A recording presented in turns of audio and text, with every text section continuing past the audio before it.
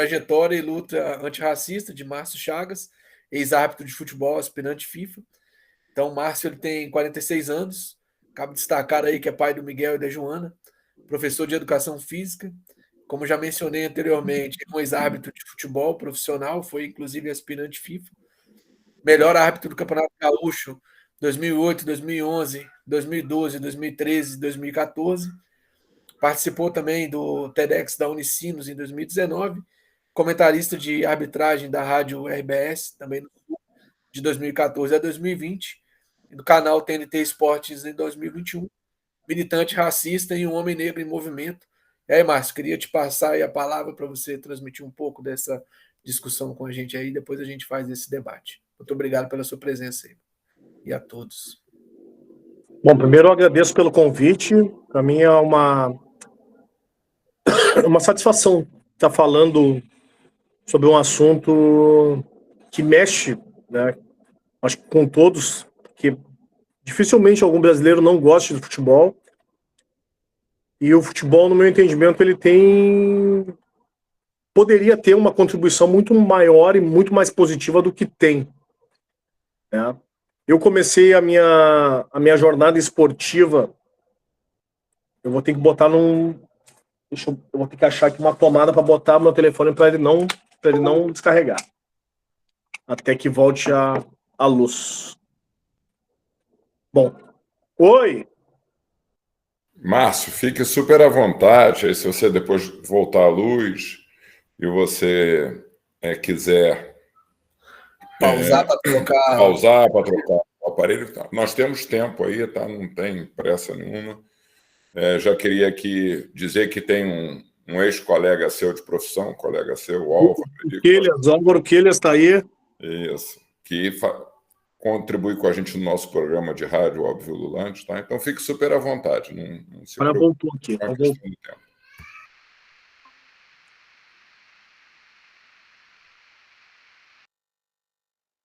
Só seu microfone que está fechado.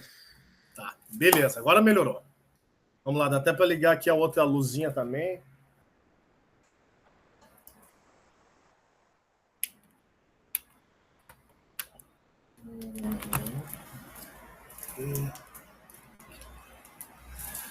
Bom, então a minha jornada através do esporte começou muito cedo.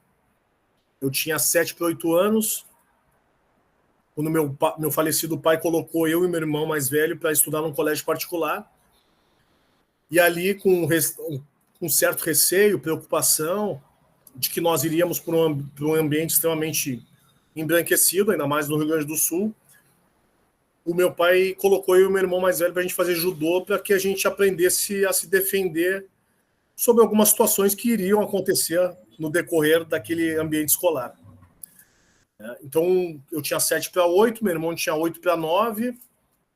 A gente fez judô, eu fiz judô até os meus 12 anos, mas com 10 eu comecei a jogar futebol de salão, né? Hoje futsal. E ali eu me deparei com a primeira situação de racismo na minha infância, assim, que eu tenho uma lembrança muito viva daquela situação num vestiário, que foi durante uma pré-eleição, que nós iríamos jogar contra uma equipe muito superior à que eu jogava. Então, nós íamos perder, mas a gente estava tentando achar alguma alternativa de não tomar uma goleada tão grande. E ali no vestiário, todo mundo se fardando e tal, 10 anos, tinha guris de 10 da minha idade, outros de 9, éramos fraldinha, era a categoria. O treinador fez uma pergunta boba, assim, simples do vestiário, de como é que nós poderíamos jogar para meio que neutralizar aquela equipe ou até ganhar em alguma escapada e tal. E aí deu um silêncio no vestiário. Nesse silêncio, eu não era muito de falar, mas eu era o capitão do time. Eu levantei a mão, ele passou a palavra para mim, e aí ele... fala aí, Márcio. Aí eu disse, bom, a gente tem que fazer tudo que a gente treinou durante a semana. E aí ele ficou meio surpreso com a resposta. E aí ele fez a pergunta novamente no vestiário, para ver se algum outro menino se arriscava a falar. E aí ninguém se arriscou a falar. Ele virou para um lado, olhou para o outro, e aí disse assim: tu vê, hein? Tão esperto, tão inteligente, e só tem um defeito. Então ali foi a primeira situação que eu percebi o racismo dentro do ambiente do futebol, né? Por mais que fosse futebol de salão, mas era do ambiente do futebol. E ao mesmo tempo, eu sabia que aquilo ali era racismo, até porque os meus pais nunca tinham romantizado essa temática dentro da minha casa, já tratavam conosco desde cedo das maneiras que nós deveríamos agir quando essas situações acontecessem. Só que ao mesmo tempo eu fiquei num dilema. Pô, eu tinha 10 anos, eu adorava jogar futebol de salão, adorava jogar futebol, e fiquei naquele impasse. Eu conto pro meu pai ou eu fico em silêncio e continuo jogando. E eu acabei optando por continuar jogando sem levar aquela história para o meu pai, meu falecido pai. Então, meu pai acabou falecendo, eu tinha 20 anos, eu acabei não contando essa história para o meu pai. Porque eu sabia que se eu contasse para ele, automaticamente ele ia ter uma reação raivosa, violenta, e por incrível que pareça, esse treinador conhecia o meu pai.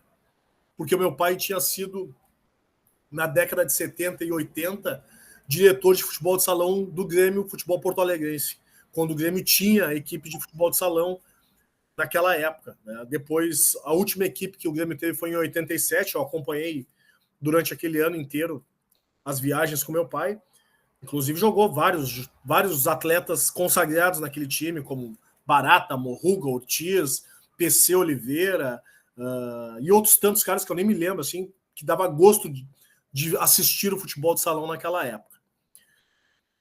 Ali foi a primeira situação.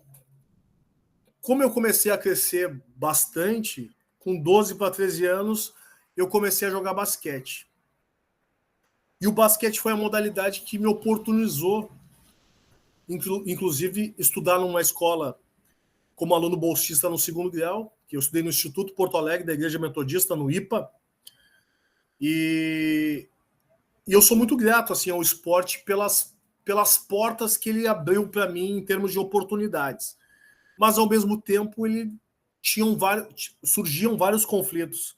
E os conflitos não só sociais, econômicos, mas também raciais dentro das modalidades que eu costumava jogar. Aconteceu no futebol de salão, no judô não aconteceu, mas no basquete acontecia também. Né?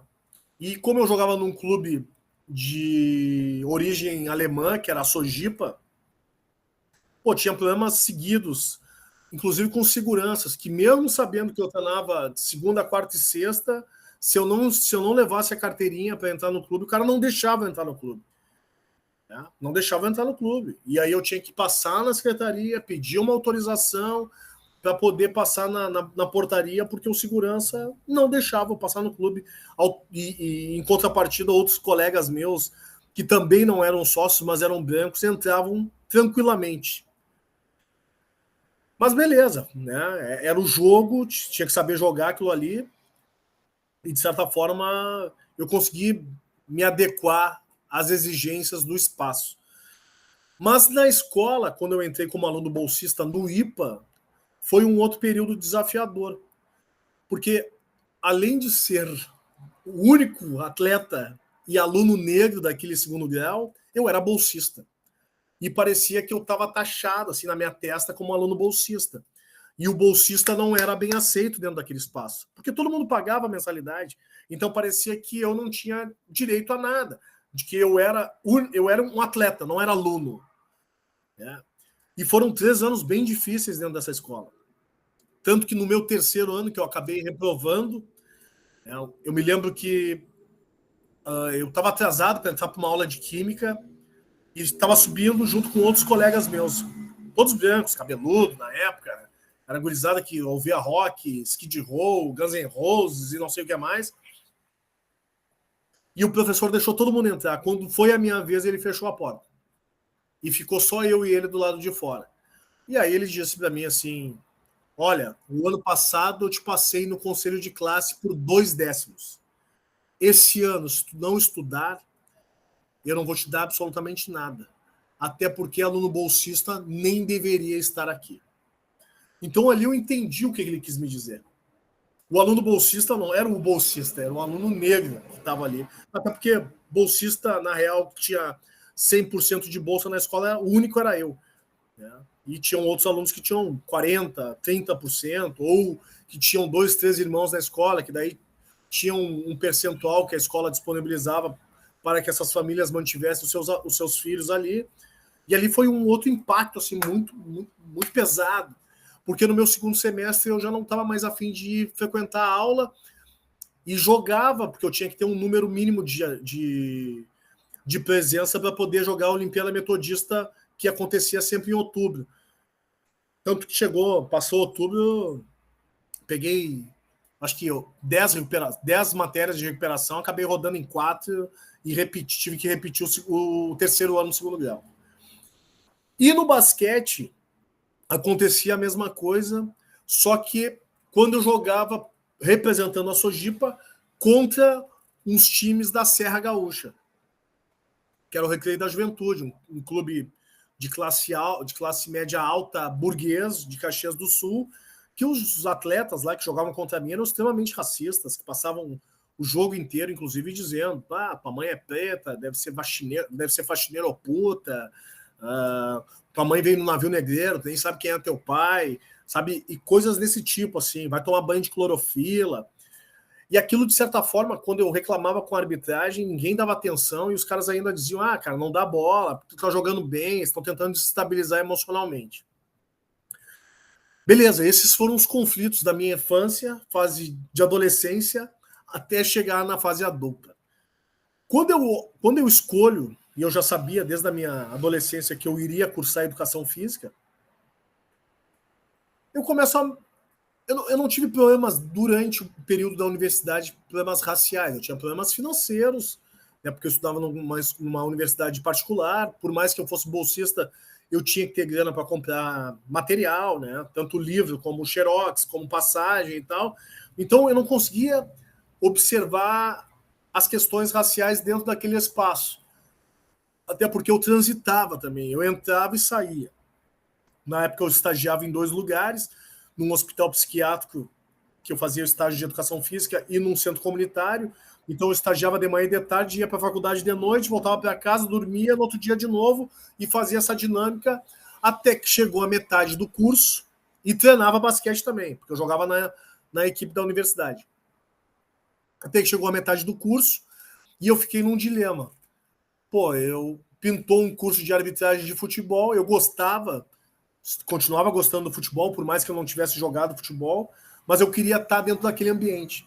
E eu sabia que eu não iria ser treinador, porque eu não era de nenhuma panela, preparador físico eu também não me encaixava no perfil, porque eu não tinha nenhum padrinho para me colocar, nem no Grêmio, nem no Inter.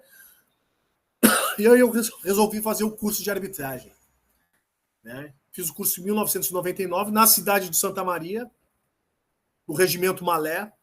Né? Da minha turma, hoje atuando, tem 2 caras ainda que são contemporâneos meus, que é o Anderson Daronco e o Jean-Pierre. Fizemos o curso juntos em 1999. No ano de 2000 eu comecei a atuar, em 99 do segundo semestre eu já atuei em algumas competições amadoras, mas no ano de 2000 eu comecei a apitar muito jogo de colégio. Né? Campeonato colegial, campeonato de interséries. Eu comecei porque eu queria ter experiência e praticar o máximo possível. Porque como eu não tinha vindo do futebol, não tinha prática do futebol, eu sempre pensei que a única maneira para eu me desenvolver na arbitragem era atuando. E apitava tudo que era jogo. Tudo que era jogo eu tava. De tarde, final de tarde, de noite, arranjava um espaço e ia apitar. E aí, num desses jogos escolares, foi quando eu passei pela minha primeira situação de racismo, não diretamente comigo, mas com um outro menino, um preto que nem eu, que estudava nesse mesmo colégio que eu tinha sido bolsista no IPA. Então, esse menino era um menino do atletismo, o Diego, e era um velocista, era muito rápido. E aí, numa arrancada, nas costas do lateral esquerdo, ele fez o gol e, tipo assim, deixou de passagem o lateral esquerdo, porque ele era muito rápido, o cara era do atletismo, então ele nem era bom tecnicamente, mas ele era um velocista. Passou para um bom gol. Quando a bola vai para o meio do campo, o capitão dessa equipe da adversária, que era o Champagnat, um colégio marista, gritou para esse lateral esquerdo assim: pô, ninguém vai marcar esse macaco. Se eu tiver que ir atrás, aí eu dou um pontapé e acabo com ele. O cara tá deitando e rolando em vocês. E foi um negócio automático. Porque quando ele fala isso, esse menino, o Diego, ele me olha, eu olho para ele, e foi um negócio assim de sincronia. Tipo assim, tu vai atuar, né? Tu vai agir, tu vai punir. E eu fui e expulsei o jogador. O capitão, que era o capitão do time. Camisa 10 era o melhor jogador do time adversário. E aí o guri ficou me olhando. Então, tipo assim, eu tinha 24 anos, em 2000, eu tenho 24 anos, esses guris tinham 15, 16, então não tinha uma diferença tão grande de idade. Mas, ao mesmo tempo, eu já tinha consciência racial e consciência de classe. Tipo assim, eu não pertenço a esse meio, né? Nesse meio tempo, esse guri, quando ele foi expulso, ele veio questionar: porque tu tá me expulsando? Eu disse: tô te expulsando porque tu chamou ele de macaco. E aí ele disse assim: mas não foi pra ti. Eu disse: não interessa, tu tá falando pra ele é porque tu pensa isso de mim também. E aí ele foi saindo do campo, o pai dele desceu a arquibancada e começou a gritar na pista atlética: bobalhão, tá estragando o jogo das crianças, eu pago o colégio do meu filho muito caro pra vir um bobalhão que nem tu aqui estragar o jogo e tal. Aí eu falei pro menino: fala pro teu pai o que tu disse lá dentro. Aí ele: fala pro teu pai o que tu disse lá dentro. Aí ele fala: eu chamei aquele negrinho lá de macaco. Aí o pai diz: tu vai expulsar meu filho por isso? Eu disse: não é à toa que teu filho é racista, porque ele aprendeu muito bem contigo. E aí ele quis vir pro embate. E eu disse pra ele: olha, se tu não quer passar vergonha na frente do teu filho, eu acho melhor tu ir embora. E aí ele foi embora. Resultado, eu não apitei mais jogos dessa competição, porque a escola entrou com um pedido lá formal e tal, de que não queria que eu apitasse mais jogos por ter expulsado o atleta, o aluno. Beleza. Eu fiquei meio assim, para mim eu tomei a atitude correta, só que no meu primeiro ano de arbitragem, que foi 2000 pela Federação Gaúcha de Futebol, eu atuei todo o ano de 2000 como bandeirinha nos jogos da federação. Mas eu não queria ser bandeirinha. Eu não tinha perfil para ser bandeira. E aí, no ano de 2001, eu fui participar da minha primeira competição pela Federação Gaúcha de Futebol como árbitro, que foi o EFIPAN, Encontro de Futebol Internacional Pan-Americano na cidade de Alegrete, que é um campeonato que tem há mais de 40 anos. E tô lá apitando, fui para a segunda semana como um teste para apitar e para ver se eu ficava para a terceira semana, que era a semana de mata-mata, né? A fase que iria chegar na final. Apitei a segunda semana e fui apitar a semifinal entre Boca Juniors da Argentina e Defensor do Uruguai. Eu entrei no campo para apitar, os dois times já estavam em campo. E aí, quando eu entro, o time do Boca Juniors sai do campo. E eu pensei: bom, os caras vão pro vestiário para rezar, né? Porque é uma prática comum e tal. Vão fazer o Pai Nosso, aquele guerreiro gritado no vestiário. Só que os caras demoraram 5, 10, 15 minutos e não voltavam no vestiário. E aí eu pedi pro quarto árbitro: manda os caras vir, que eu vou dar VO. Só que nessa não vinda pro campo, um dos dirigentes do time ia na arquibancada, falava com o organizador da competição e com o chefe da arbitragem e voltava. Subia e voltava. Subia até que a equipe entrou em campo. Ganharam 3-0 do time do Defensor, acabaram sendo campeões contra o Grêmio 2 dias depois. Só que eu fiquei incomodado com aquela situação e perguntei pro chefe da arbitragem o que tinha acontecido. E aí ele ficou meio assim: não, foi nada, não, alguma coisa aconteceu. E aí ele disse: vamos conversar. Me chamou para um canto e disse: eles não queriam jogar contigo apitando, porque eles disseram que não confiavam num árbitro negro apitando um jogo decisivo. E eu disse para eles: se o Márcio não apitar, eu tiro toda a arbitragem e não tem arbitragem nem para outra semifinal, que era a Grêmio e Vitória, e nem para as finais, e nem na decisão de terceiro e quarto. E aí eu banquei. E ainda bem que tu foi bem. E eu disse assim: cara, por que tu não me chamou para me avisar isso? Daí ele, eu não sei como é que tu ia reagir, cara. Eu ia reagir da maneira que eu tenho que reagir. Eu ia chamar o policiamento para prender esses caras. Dentro do meu país, eu passando por isso, com os caras de fora. Eles, pô, Márcio, eu acho que tu tem que começar a ter mais flexibilidade, porque isso vai acontecer muito mais frequente do que tu imagina quando tu começar a apitar profissional. E aquilo foi tipo assim, um start, sabe? Um estalo na minha cabeça de pensar, como assim? Vai acontecer muito mais frequente num esporte que vende a ideia de democracia racial. Né? E foi um aviso, porque eu tinha traçado um tempo de carreira para mim até eu chegar no profissional, e ele aconteceu, que eram 5 anos. Fiz o curso em 99, em 2004 eu comecei a apitar o Campeonato Gaúcho da primeira divisão. Foi meu primeiro campeonato profissional. E naquele mesmo campeonato eu fui indicado árbitro revelação do campeonato, daquela competição. E para mim foi já uma vitória ali, porque era a minha primeira competição e já tinham outros árbitros renomados, que inclusive já apitavam brasileiro, que tinham sido indicados, como o Fabrício Neves Correia e o Leandro Voaden, que apita até hoje, e acabou ganhando o Fabrício Neves Correia. Mas a indicação para mim já era um prêmio, porque demonstrava que realmente eu tinha um potencial para ser um árbitro de ponta. Só que daí aconteceu uma situação com um membro da comissão de arbitragem da Federação Gaúcha de Futebol, que me chamou para ir até a casa dele, porque ele queria fazer um plano de carreira comigo. José Mocelinho, o nome dele, que foi um ex-árbitro de futebol. Chegando na casa dele, ele me deu um papel e caneta e pediu para eu ir fazendo as anotações do que ele iria me dizer para ser um plano de carreira para chegar na FIFA uns 4, 5 anos depois. E eu, inocente, comecei a anotar. Peguei a caneta, o papel, anotei. Quando eu preenchi um lado da folha inteiro, ele recolheu a folha da mesa, na casa dele, e começou a ler. E aí ele disse assim, realmente a letra é tua. Nós estávamos em dúvidas lá na comissão de arbitragem se alguém te ajudava a preencher a súmula, porque é um português muito bom e uma letra bonita. Aí eu disse para ele assim, como assim, cara? Não! Aí eu disse, cara, olha só, eu sou formado, sou pós-graduado, sou concursado no município, eu trabalho no Grêmio Náutico União, eu trabalho no La Salle Santo Antônio e tenho arbitragem ainda. Eu trabalho em 3 lugares e tu acha que eu ainda não tenho capacidade intelectual de redigir uma súmula de jogo? Não, tu tá levando para um outro lado. Eu disse, não, eu entendi o que tu tá me dizendo, cara. O presidente da comissão de arbitragem não teve coragem de me chamar e te colocou para fazer como se fosse um inquérito aqui para comprovar se realmente eu sabia escrever.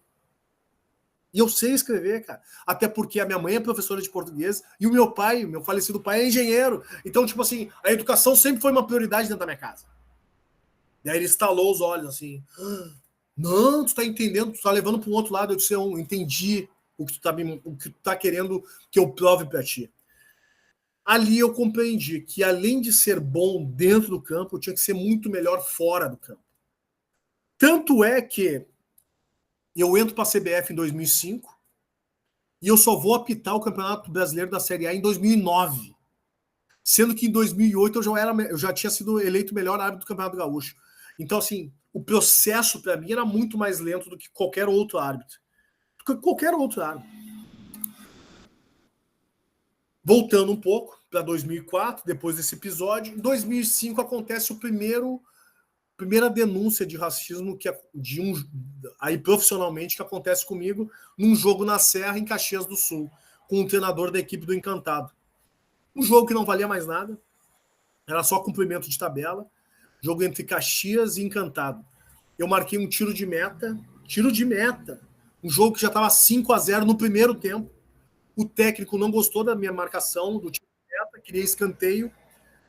E aí ele gritou do banco da Casa Mata, lá da área técnica, assim, pô, não vai dar uma para mim, nego, macaco, coitado. Eu disse, não acredito. Pô, 5-0 e o cara vai me xingar ainda. Eu fui na direção dele, pedi, repete o que tu falou. Nesse repete o que tu falou, ele foi se escondendo no meio dos jogadores dentro da Casa Mata. E aí eu fui atrás dele. e chamei o policiamento. Eu disse, tu é tão covarde que tu não vai ter coragem de repetir, mas tu tá expulso. E chamei a brigada militar, expulsei ele do jogo, ele saiu acompanhado com a brigada militar, que é a polícia militar, e continuou me xingando, chamando de macaco, morto de fome, favelado, negro de merda, e um monte de coisa. Relatei tudo em súmula, foi para o Tribunal, né, de Justiça Desportiva no TJD da Federação Gaúcha de Futebol. O tribunal deu 30 dias de punição para ele, só que a equipe dele já estava desqualificada, já estava desclassificada, então era só uma justificativa para dizer que tinha punido o cara. Só que naquele ano estava acontecendo várias manifestações e casos de racismo no futebol gaúcho.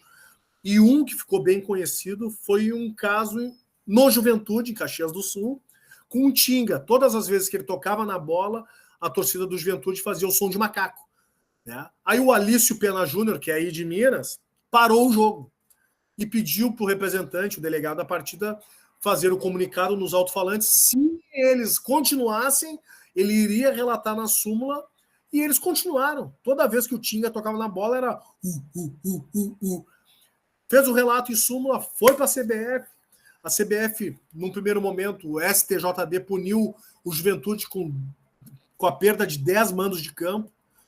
Aí o Juventude recorreu e acabou jogando 5 mandos de campo no Estádio Centenário, no Estádio de Caxias, sem torcida. Porque a história veio à tona. Em 2006, eu passei pelo segundo caso, que foi em Porto Alegre, com um goleiro, que também está tomando 4-0 no primeiro tempo, e aí, na saída do primeiro tempo para o segundo, para o intervalo, ele me chamou de macaco coitado. Só que ele deu azar porque o policiamento daí ouviu, deu voz de prisão para ele. No final do jogo a gente foi para a delegacia, para o Palácio da Polícia, e ele não foi preso em flagrante porque era véspera de eleição e tem uma cláusula no Tribunal Regional Eleitoral, no Tribunal Superior, eu não sei ao certo agora, uma cláusula eleitoral que não pode prender ninguém às vésperas de eleição. Mas aí foi para a federação, tomou 10 jogos de punição e ficou nisso. Então, de 2006 a 2014, todas as partidas que eu ia apitar na Serra Gaúcha, Caxias, Bento, Farroupilha, Garibaldi, Veranópolis, que é um lugar da Serra predominantemente de colonização italiana, eu não aquecia mais no campo para evitar os xingamentos racistas. Então, eu aquecia no vestiário sozinho, enquanto os meus colegas aqueciam no campo à vontade, porque eu não queria escutar e rebater os xingamentos. Então eu me preservava, aquecia sozinho, fazia o meu aquecimento ali naquele espaço estreito do vestiário. Só que no dia 5 de março de 2014, fiz todo esse procedimento, mas não foi o suficiente, porque antes de começar o jogo, eu fui xingado, negro, macaco, volta para a selva, volta para a África, escória, morto de fome, favelado. E uma frase que eles gostavam de dizer bastante, que para mim era que me deixava com mais fúria, que era: matar negro não é crime, é adubar a terra.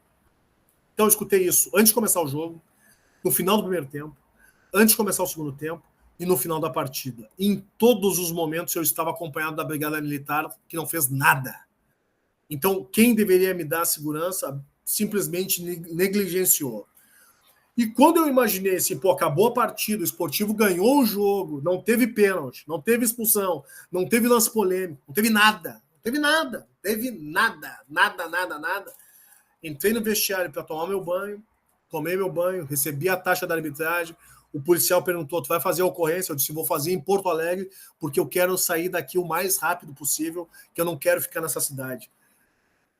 Quando eu abro a porta do vestiário para pegar o meu veículo, que era num estacionamento de acesso único, exclusivo, de funcionários e dirigentes do Esportivo de Bento Gonçalves, eu encontro meu carro com as portas amassadas a pontapés, cascas de banana no capô, e quando eu vou dar a partida no meu veículo para sair do estacionamento escuro para colocar no claro para eu poder fazer as fotos e anexar a súmula, o meu carro engasga por 3 vezes e na 4ª vez caem 2 bananas do cano de escapamento. Bom, ali para mim foi a gota d'água. Cheguei em casa, puto da cara, né? Tentei fazer a ocorrência na delegacia, mas era quarta-feira de cinzas, madrugada, não tinha nada aberto. Cheguei na minha casa, fiquei zanzando do quarto para a sala, da sala para o quarto. A minha esposa estava dormindo, minha falecida esposa estava dormindo. Meu filho, na época, tinha 11 meses, era um pacotinho desse tamanho. E eu ficava pensando assim, cara, não vai ficar assim. Não vai ficar assim. Eu escrevi um texto no meu iPad, mandei. 11 horas da manhã, eu recebi uma ligação da imprensa. Os caras me pediram, tu tem as fotos? Eu disse, tenho, só que eu não tenho no meu telefone. Por quê? Eu não tirei uma foto do meu telefone, porque eu sabia que iam colocar em xeque a veracidade do fato. Pedi para o meu colega branco, que era o quarto árbitro, Lucas Horn, tira as fotos e amanhã de manhã, quando eu te pedir, tu me manda. Ele tirou todas as fotos. Quando ele me mandou as fotos, eu só encaminhei. E as fotos viraram notícias, começaram a me ligar. Dei entrevista, falei para todo mundo o que tinha acontecido. 2h30 da tarde, o presidente da Federação Gaúcha de Futebol, que hoje é um dos vice-presidentes da CBF, Francisco Noveleto, me liga. Porra, como é que tu noticia isso sem me comunicar? Eu disse assim, mas eu preciso de ti para quê para comunicar isso? Ah, tu tá expondo o clube, o estado, a competição e o meu amigo, que é o presidente do esportivo. E eu falei para ele, sim, eu como é que fico nessa história? Bom, vocês estão acostumados com isso, se o problema é o teu carro, eu pago o teu carro.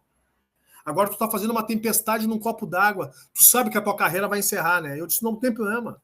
Da onde eu tô, eu não recuo, eu vou até o final. Vou até o final. Quando eu falei isso, ele, tirou o pé. Por quê? Isso foi... o fato aconteceu no dia 5 de março. No dia 6 veio a denúncia. No dia 13 de março, eu fui recebido pela presidenta da República, Dilma Rousseff. Na sala dela, eu, o Paulo César Tinga, era para ir o Arouca, mas o Arouca acabou não indo, mais o ministro Agnello Queiroz dos Esportes e mais a falecida ministra da CEPIR, a Luísa Barros. E ali conversamos, era um ano de Copa do Mundo, havia uma preocupação muito grande com como ia ser o desenrolar em virtude da quantidade de pessoas negras do continente africano que iriam vir para o Brasil ou de outros lugares do mundo que iriam vir para o Brasil, como que iria se desenhar aquela situação, sendo que o foco do racismo estava muito forte, isso que a gente já recente tinha começado o ano. A gente estava em março. As competições nem tinham ido para a fase final ainda, nas fases decisivas. Conversamos, né? Voltei de Brasília, meio que blindado, mas eu não era filiado a partido político nenhum, eu não tinha padrinho político algum, eu fui na cara e na coragem que o meu falecido pai tinha me ensinado para levar as coisas adiante. Apitei a final do Campeonato Gaúcho daquele ano, que foi um Grenal em Caxias do Sul, o Inter acabou ganhando do Grêmio por 4-1, que foi a última partida profissional que eu apitei. Só que na quinta-feira que antecedeu o jogo, teve um segundo julgamento que decretou o rebaixamento do Esportivo, que na realidade foi uma jogada ensaiada, mas eu vou contar isso mais adiante. E aí, lá no tribunal, durante a explanação e a defesa do advogado do Esportivo de Bento Gonçalves, ele teve a petulância de dizer o seguinte: chamar negro de macaco não é crime. Eles estão acostumados com isso. Agora, se deparar com um veículo com as portas amassadas, isso sim é doloroso para um homem, conforme a propaganda dos Poços Ipiranga, porque brasileiro é apaixonado por carros. Quando ele termina de falar isso aí, eu me levantei, fechei a mão, e eu estava com um amigo meu que tinha jogado basquete comigo, maior do que eu. Eu tenho 1,90 m, esse meu amigo tem uns 2,2, 2,3. O cara me segurou e disse: não vai, que tu vai fazer merda. Tu vai fazer merda, tu vai apitar o jogo no domingo. Se tu der um soco nesse cara, meu, acabou. Os caras vão te tirar. E é tudo que eles querem. Vamos embora, que isso aqui não é sério. Vamos embora, que isso aqui não é sério. Eles querem te desestabilizar de tudo que é jeito. Porque tinha esse advogado que fazia a fala e tinha um outro advogado que olhava para mim na minha reta e ria o tempo inteiro. Tipo assim, debochando da minha cara para me deixar nervoso, para me deixar com raiva, para ver se eu ia atacar ele. Eu me levantei, saí do tribunal, veio um repórter da Rádio Gaúcha me entrevistar, me perguntando por que eu estava indo embora. Eu disse: cara, isso aqui é pior do que a arquibancada, porque na arquibancada o torcedor ainda é passional e burro. Aqui não. Aqui os caras são os que se julgam da lei de terno e gravata e são piores, porque são racistas conscientes do que eles estão fazendo. Conscientes do que eles estão fazendo. E fui-me embora. Apitei o jogo no domingo, encerrei minha carreira aos 37 anos, encerrei antes que encerrassem comigo.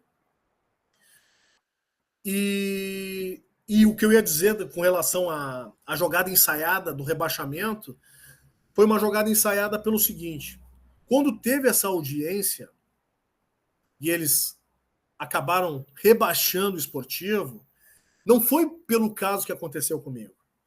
Foi porque havia todo um circo orquestrado, porque tinha uma equipe que tinha sido rebaixada, que era o Pelotas, que estava entrando contra o Passo Fundo, que tinha inscrito um jogador de maneira irregular. Então, no regulamento da partida, a equipe que inscrevesse um jogador de maneira irregular automaticamente perderia 8 pontos.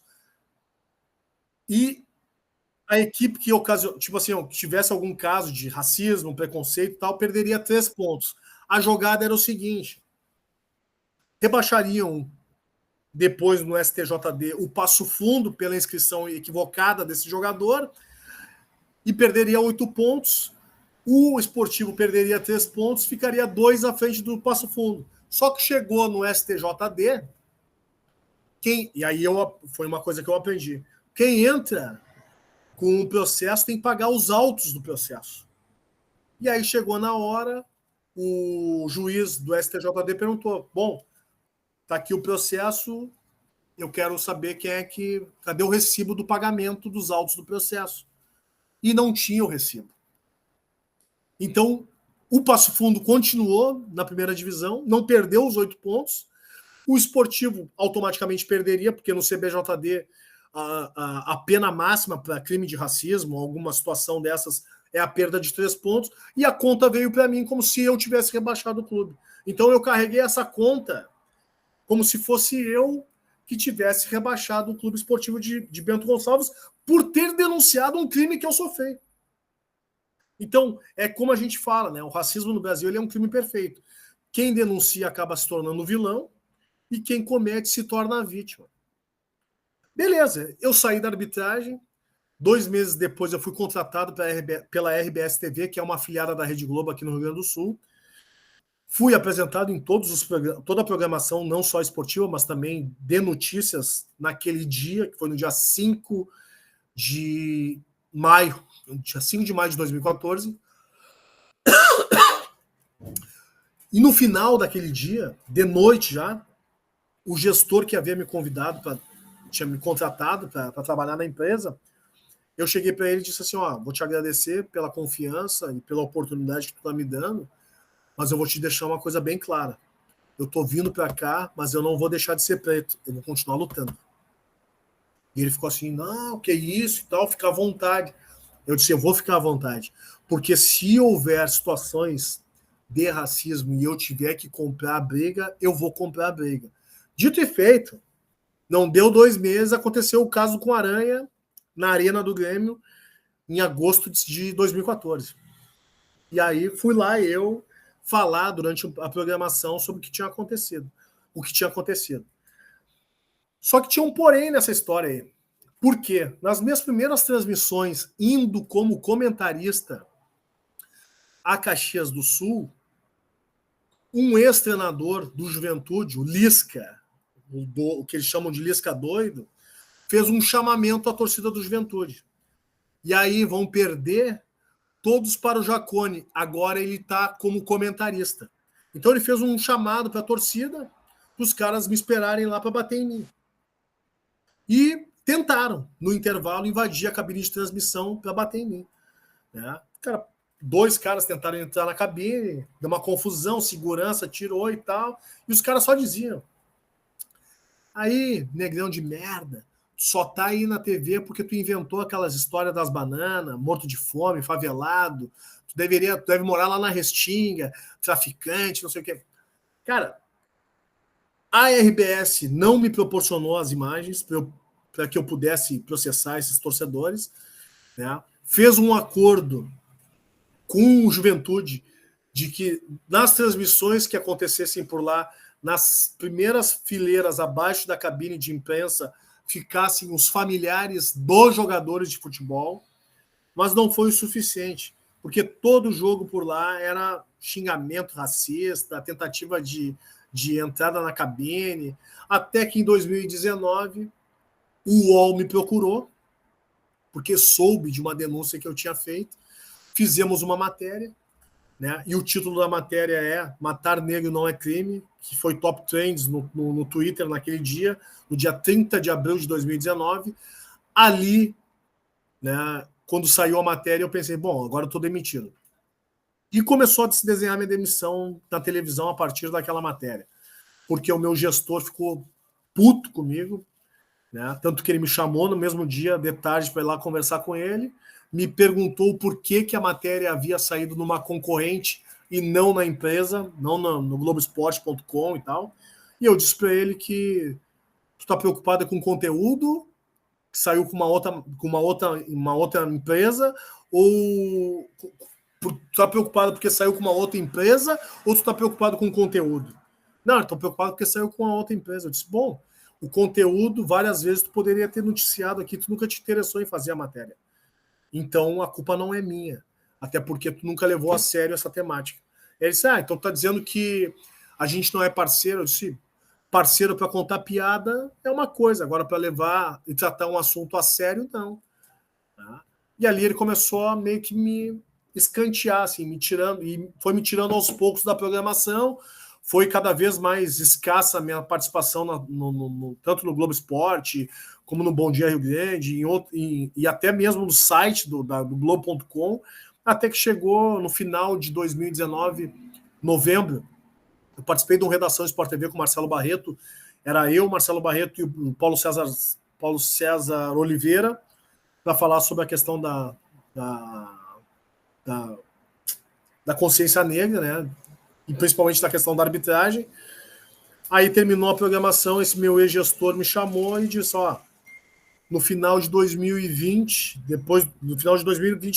no final do Gauchão de 2020, eu tô pensando em te desligar, te demitir, só que eu não quero que tu pense que seja porque tu é preto.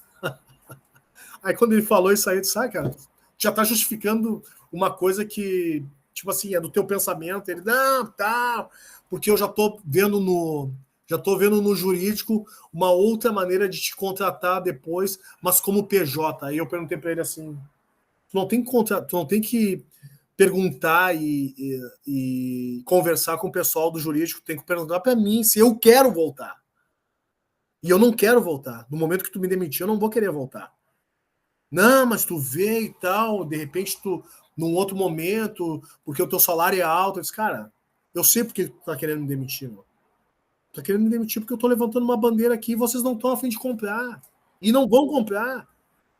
Tá? E se concretizou.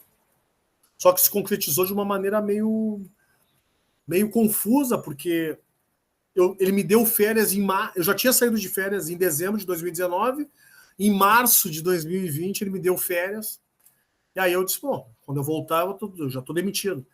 Só que daí começou a primeira quinzena, logo em seguida veio a pandemia, parou tudo. Então eu acabei sendo demitido no dia 24 de abril de 2020 por telefone, porque o cara não teve nem coragem de me chamar para ir assinar a rescisão e conversar comigo na televisão. Então é isso, sabe? Hoje eu tenho uma criticidade, eu consumo futebol, gosto de futebol, mas eu vejo o futebol de uma maneira bem crítica. Futebol, para mim, hoje, Márcio Chagas da Silva, nada mais é do que uma representação contemporânea da escravatura. É a única profissão que se fala em comprar e vender pessoas, inclusive se partilham os corpos das pessoas em percentuais, né? 50% é do grupo de empresários, 50% é do clube. O sujeito deixa de ser sujeito, ele vira uma moeda de troca. O modus operandi, ele continua sendo o mesmo no período da escravatura. É o europeu que vem, pega essa mão de obra barata, leva para a Europa e despeja. Não tem navio negreiro, mas tem avião negreiro. Não há nenhum compromisso dos clubes com a questão da escolarização. A estratificação social e racial nos estádios é algo escancarado. Quem senta em tribuna, quem senta em camarote, quem senta em cadeira, quem senta em arquibancada, quem senta na social, quem senta em arquibancada. Então, o futebol, ele tem, inclusive, as nomenclaturas muito parecidas com o período da escravização. Os empresários, no meu entendimento, nada mais são do que traficantes negreiros. E é isso.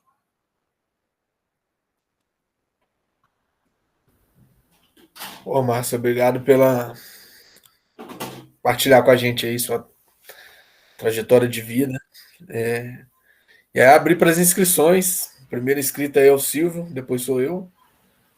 E aí a gente pode fazer, Márcio, talvez aí em blocos de 3 perguntas ou 3 diálogos e depois a gente abre para uma nova rodada. O Luciano também é o próximo inscrito.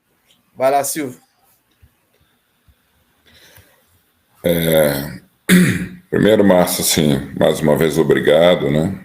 Eu acho que a tua fala, ela dá a dimensão, né, do quanto nós que militamos no futebol de alguma maneira, seja na academia, seja no futebol profissional, na formação de jogadores, temos ainda que avançar, militar, né, e lutar para que tudo isso mude. Quer dizer, nós entendemos que o futebol ele é uma expressão da nossa sociedade, né, e a gente vê, né, então, assim, o Álvaro está aí nos assistindo, o Álvaro foi árbitro FIFA, mas eu sou amigo do Álvaro desde a infância e acompanhei as perseguições que ele sofreu por esse grupo, né, que sempre se colocou como dono do futebol, né, essa bancada aí da bola, caixa d'águas, Euricos da vida, né, e outros mais, nessa perseguição, justamente por ter uma posição política diferente do que... Então, eu fico vendo que o futebol, conforme você disse, né, ele sustenta, né, uma posição de hegemonia que não é fácil, não é fácil. Mas, de qualquer maneira, eu vejo que nós temos que buscar as brechas. As brechas, a brecha passa por uma noite como essa, onde a gente conversa sobre esse assunto, onde a gente tenta fazer um processo de educação das pessoas. As brechas passam por discutir amplamente, por exemplo, a Lei Geral do Esporte, né, que hoje traz alguns elementos, né, interessantes sobre a questão do racismo, da homofobia, né? Ela é cruel com as torcidas organizadas, de uma maneira geral, ela é bem cruel. Então, a gente tem que saber separar isso e tem que estar sempre muito crítico a tudo isso, né? Bom, a pergunta que eu vou te fazer é o seguinte. Nós vemos nos últimos anos, nos últimos momentos aí, uma certa mudança, né? Ou pelo menos uma certa maquiagem de mudança, que eu não consigo perceber isso, se você traz essa informação, na mídia, sobretudo na Globo, né? Com uma presença maior de mulheres e uma presença maior de negros atuando, né? Então, eu queria te perguntar, né? Você considera isso realmente um avanço ou é mais uma maquiagem que o poder estabelecido faz, né, no sentido da sua própria manutenção? Essa é a pergunta. Tá? Vamos fazer outras 2 perguntas para a gente poder dar sequência, que eu acho que hoje o papo vai longe. Sou o próximo inscrito, depois do Luciano. Então, Márcio, a sua fala, só fazer assim, uma localização, e você já até me corrige se eu estiver equivocado um pouco nela, né? Porque além dessa questão racial, você ainda mora num local do país onde existe um silenciamento, pelo menos ao meu ver, aqui de fora ainda maior das populações negras. Tem um quadro aí da formação do povo rio-grandense, que eu não me lembro o nome do artista, que não tem negro. E aí acho que já mostra um pouco da formação de uma região do país que silencia ainda mais as pessoas negras. E durante sua fala, foi me até emocionando um pouco, no sentido de como você foi organizando estratégias no seu cotidiano para continuar resistindo e ainda fazendo determinadas práticas, mas em contrapartida, a partir de uma construção de uma consciência racial e pessoal sua, também você, em alguns momentos, falou: pô, daqui para frente eu não vou, não. Aqui é onde eu vou, até aqui eu vou, até você fala, né, dessa questão desse dia que foi muito sensível para você, a própria percepção ainda do seu filho, né, que é uma vida em formação, que você compartilhou que tinha 11 meses na época, isso também, pelo menos ouvindo você, assim, de como isso te influencia, tipo assim, pô, eu tenho que deixar aqui não só um exemplo para as pessoas negras, mas também para as gerações que vêm depois de mim, que é a geração mais próxima de você, que são a geração do seu filho, no caso. E eu acho muito interessante essa de como foi sua luta. E aí minha pergunta, ela vai um pouco ao encontro do que o Silvio traz na fala dele, eu só modificaria pelo seguinte, porque em vários exemplos que você deu ao longo da sua exposição, me traz o seguinte, que se nós tivéssemos, pelo menos ao meu ver, legislações que realmente enfrentassem o racismo e as opressões como um todo de uma forma mais enérgica, ou que elas realmente existissem, talvez tirasse da própria vítima essa alcunha de ser ela problemática, igual você falou, que você carregou o rebaixamento de um clube nas costas e aí você de vítima passou a vilão, porque essa questão da rebaixamento de um clube, principalmente os clubes menores, e aí também é uma percepção minha, mexe com localidades, com determinadas regiões, com determinadas cidades, grupos específicos dessas cidades, enfim. Aí eu queria ver como você, a partir da sua trajetória, enxerga essas legislações no futebol e de como você acha que isso poderia ser construído de uma forma que realmente abarcasse essa luta contra as opressões, mas de um modo a auxiliar e não de culpabilizar as vítimas desses processos. Vai lá, Luciano. Depois o Márcio dialoga com a gente. Então, Marcinho, primeiro, abração para você, Malungo. Assim, sempre bom estar trocando ideia contigo, te ouvir. Espero voltar logo a Porto Alegre, preciso. A minha questão, Marcinho, passa por 2 lugares, assim, né? De 2005 para cá, porque você cita como um dos primeiros casos, né? Do ponto de vista já dessa trajetória profissional sua, né? De 2005, que é o mesmo ano do caso do grafite, aí a gente tem um modo como a imprensa esportiva vai lidar com o caso e tal. E aí eu lembro de alguns ecos desse caso seu, e aí depois para 14, que aí é o caso seu, Tinga e Arouca, se eu não me engano, e aí é onde nasce, inclusive, a iniciativa do Observatório. A impressão que eu tenho é que quanto mais enfático no enfrentamento, mais abreviada é a carreira. Eu sempre dou entrevista pelo Observatório dizendo isso, né? Márcio teve a carreira abreviada muito cedo, Aranha muito cedo, e justamente por esse lugar, assim. Para além de outras questões que depois, assim como o Silvio, eu vou deixar para outro momento, para a gente ir conversando, o que eu fico pensando é que é o seguinte, como que você nota um posicionamento de outras figuras, principalmente as negras, nesse lugar do futebol, não só no sentido desse enfrentamento que ele, né, que o seu é seu e tal, e aí, enfim, cada um de nós nesses lugares a gente vai construindo estratégias e tal. Mas como que você nota nessa trajetória em diferentes lugares, a forma como cada uma dessas pessoas pretas vão construindo estratégia ou que vão, inclusive, deixando de falar porque sabe que isso prejudica a carreira e tal. Acho que, em primeiro momento, essa é a minha pergunta. Aí a gente vai trocando uma ideia, assim, para a gente ir pensando em outras coisas. Bora. Bora. Bom, primeiro as empresas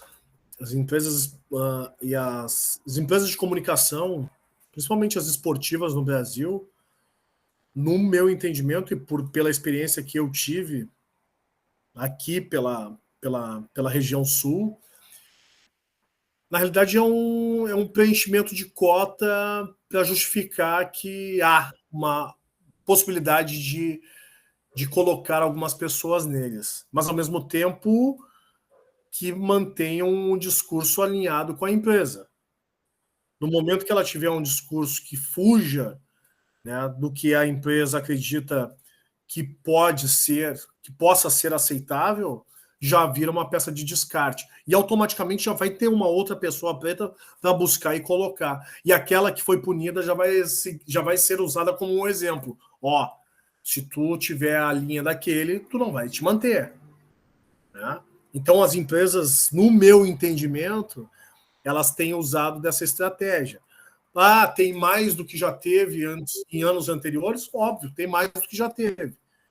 Né? Mas, ao mesmo tempo, tu não vê esses que estão com um posicionamento combativo. Né? Ou quando são combativos dosadamente. Né? Digo isso por vários que opinaram, inclusive, nesse final de semana. No caso do Vinícius Júnior, aí, do jogo que teve, no meu entendimento, era um jogo que não valia ponto, que não valia classificação, não valia absolutamente nada. Era um jogo de cunho, né, de combativo, de resistência. Por que não?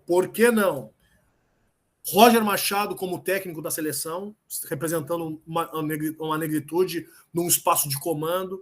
Por que não somente jogadores negros jogando naquela partida? Nós vamos botar uma equipe brasileira preta para jogar. Inclusive, nós vamos levar um árbitro negro para apitar na Europa, num espaço que não tem árbitro negro. Nós vamos levar o Luiz Flávio para apitar um jogo. Então, assim, enquanto não houver, né, pessoas pretas que opinem e que sejam conscientes e participem desse processo, vão ser só para compor determinados espaços específicos. Né? E tem que jogar o jogo da empresa. Né? Se não jogar o jogo da empresa, se inventar de fazer algo diferente, tá fora. E eu falo isso por experiência, porque eu fui levantar uma bandeira e sabia dos riscos que eu ia correr. Né? Mas eu já tinha corrido esse risco no meu período como árbitro. Então, eu já não estava mais com esse receio e medo. Eu já estava incorporado nessa luta. E, tipo assim, é um negócio que eu sei que muitas portas eu fechei ao longo desse caminho por ter sido enfático. Mas eu não me arrependo de nenhuma. Né? Porque ao mesmo tempo que fechou porta, abriram outras. Né? E para mim, deixar um legado para os meus filhos é muito mais importante do que ficar ocupando espaço para ser uma marionete do sistema. Então, sou o que sou e vamos embora. Do Danilo, me lembra um pouquinho aqui, porque é muita informação. Eu te perguntei como você enxerga assim a participação das legislações esportivas no combate. No meu entendimento, nada mais do que marketing. Nada mais do que marketing. Por quê? Quando se fala, e a gente gosta de propagar isso, às vezes até de maneira impensada, tem que pesar no bolso. Beleza. Está pesando no bolso. A Conmebol aumentou de 30 para 100 mil dólares a punição. São 500 mil reais. Esse dinheiro está indo para onde? Para o próprio cofre da Conmebol? Então a Conmebol ela deve ficar faceira todo jogo que acontece um caso de racismo, porque ela está lucrando com o racismo que está acontecendo. E a pessoa que é o alvo não ganha absolutamente nada. E nenhuma entidade ou organização que vem fazendo esse movimento e essa luta também tem um repasse. Então, uma das minhas ideias hoje eu trabalho como assessor parlamentar de uma deputada estadual aqui no Rio Grande do Sul, que é a Laura Cita. Eu já falei para ela, nós temos que criar um projeto de lei que o repasse dessas multas seja de 100% para a pessoa que foi afetada e ela decida qual vai ser o destino desse dinheiro.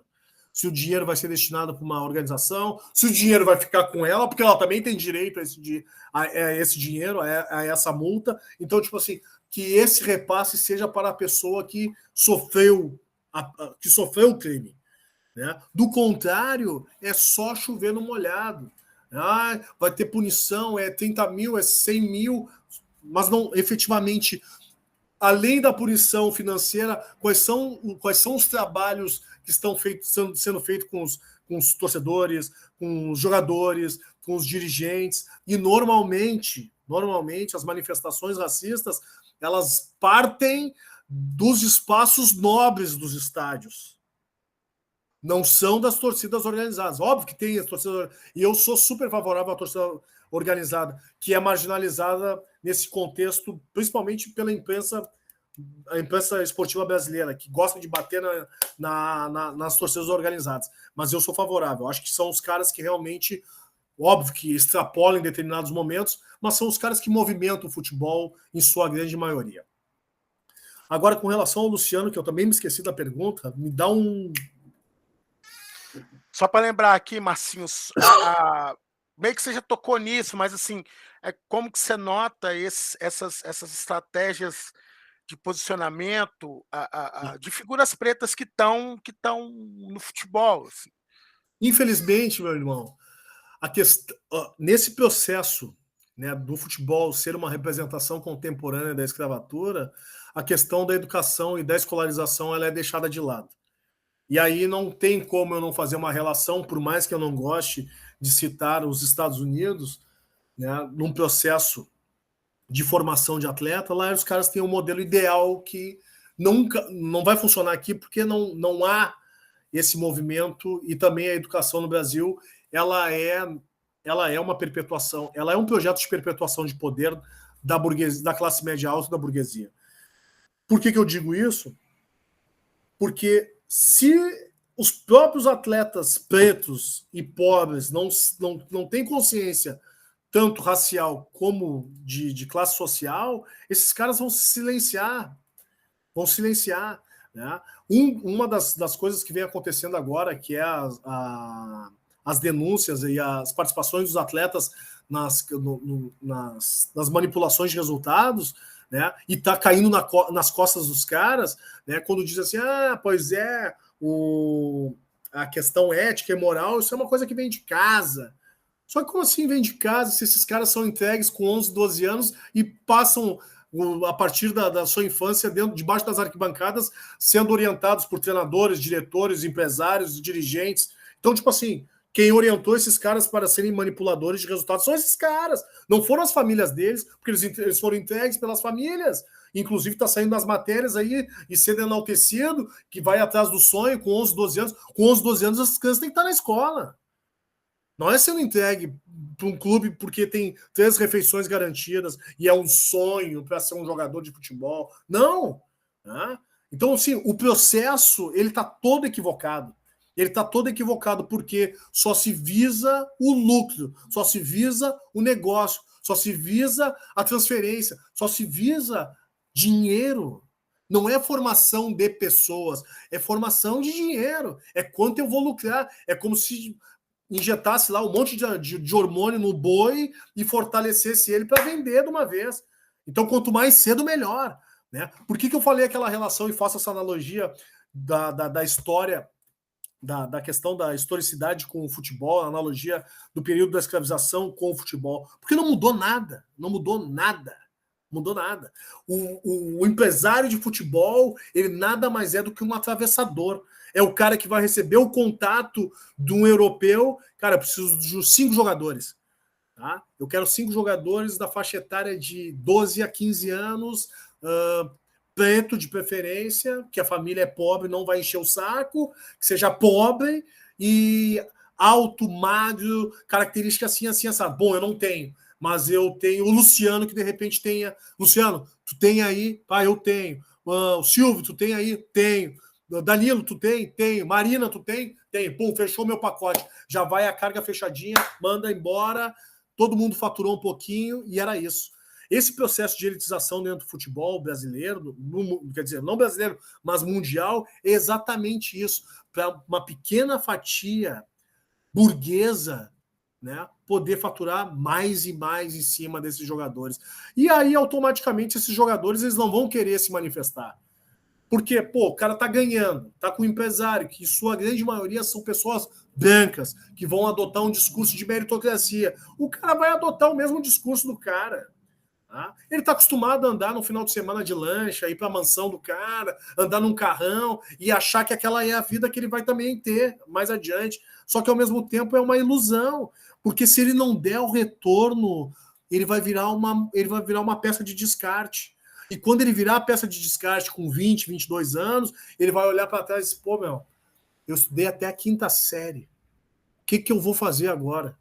Eu vou me tornar porteiro, eu vou me tornar um empacotador, vou me tornar aquele jogador frustrado que lá com 14, 15 anos até pegou uma seleção brasileira, porque o empresário injetou ele para pegar uma seleção brasileira, mas não estava preparado para dar continuidade na carreira, e aí ele vai ficar frustrado, porque ele vai chegar com 30 anos, já vai ter 2, 3, 4, 5, 6 filhos espalhados, vai ter que pagar um monte de pensão, daqui a pouco o cara está tendo que jogar final de semana na várzea para poder pagar as pensões que ele está devendo. Cara, é um negócio muito... assim, o futebol ele se tornou o vestibular do pobre e o hobby do rico. Essa é a realidade do Brasil. Os próximos inscritos aí, Álvaro, depois Vilmar. Marina, para fechar esse bloco.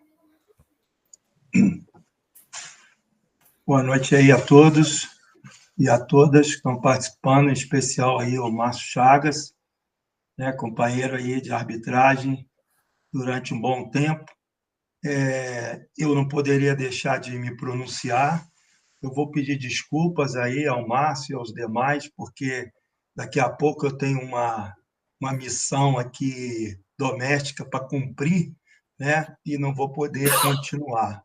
Mas eu queria deixar registrado aqui uma questão, né? Uma pergunta. Enfim, Márcio, nós vivemos, né? Ali no meio do futebol, e eu vou tratar especificamente do futebol, né?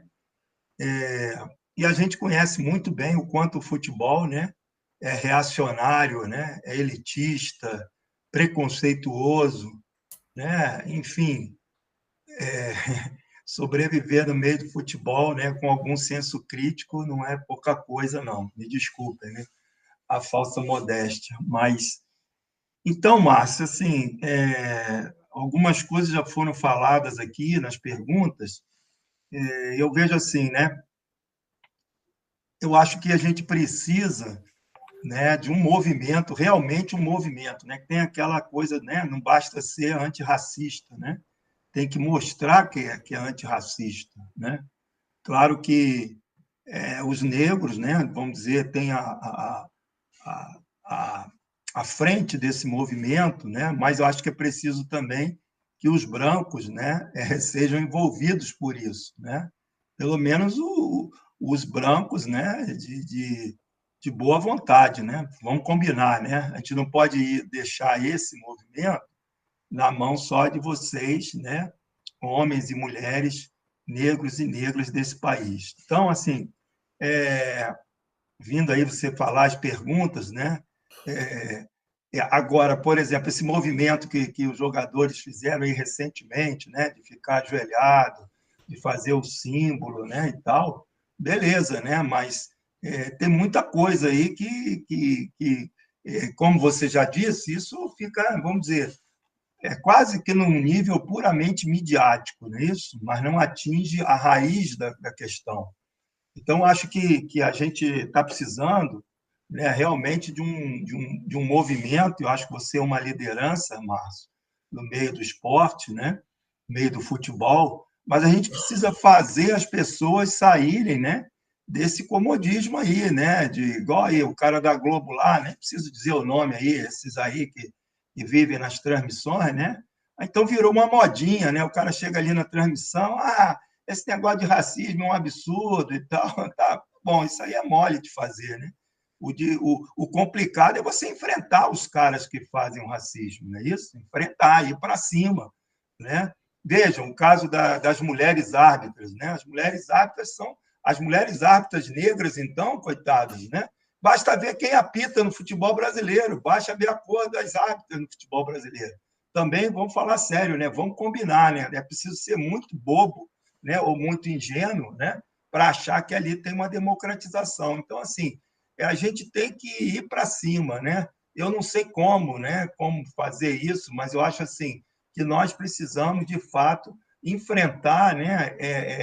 No futebol, né? Estamos falando aqui do futebol, né? Eu e Márcio estivemos no futebol. A gente precisa enfrentar isso aí de forma dura, de forma realmente efetiva, né? Formando um movimento coletivo, gente que assine, gente que coloque a cara, gente que pressione, né? Gente que pressione, que aponte o dedo, né? Para aqueles racistas, né? E para todo o racismo que existe no futebol brasileiro, né? Então, assim, né? É um desabafo, né?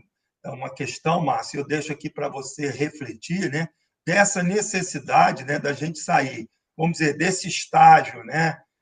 Muito plástico, né? Muito midiático, muito de manifestação, vamos dizer, quase que num plano artístico, vamos dizer assim, né? E deixar de lado tudo que realmente perpassa o futebol, continua, né? E chamar as pessoas, né? Você falou aí de seleção, né? Seleção brasileira, o jogo aí, né? E está passando batido, né? Isso aí, né? Está passando batido. Tem o caso do Roger Machado, tem o Cristóvão Borges, né? Que são dois treinadores extremamente discriminados no futebol brasileiro. O Andrade foi campeão brasileiro e aniquilaram com ele. O Andrade, não é isso? A gente não vê, né? Cadê os negros ex-jogadores nos cursos da CBF e cadê o aproveitamento deles, né? Quando você vê aí, os caras fazem curso, aquela licença da CBF, e no final, né? Quem está nos espaços, né? São homens e mulheres brancas, pouquíssimas mulheres brancas, inclusive a questão do futebol feminino, né? A gente, vamos dizer assim, a situação é pior ainda, né? Olhando aí esse campeonato brasileiro que eles estão transmitindo agora, é um show de horror nesse sentido, né? Porque nas comissões técnicas você vê quase nenhuma mulher e quase nenhuma mulher negra, né? Então, né?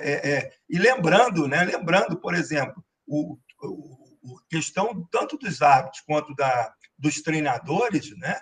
Passa pela questão socioeconômica, não é isso? Para você fazer um curso de arbitragem hoje, né? Não é R$50 não, por mês, não. Virou um grande negócio dominado pelos brancos nas federações, dominado pelos brancos, né? Se a gente pegar as federações aí e ver quem são os organizadores, quem são os coordenadores de curso de arbitragem, nós vamos ver que a grande maioria são de brancos. Homens brancos.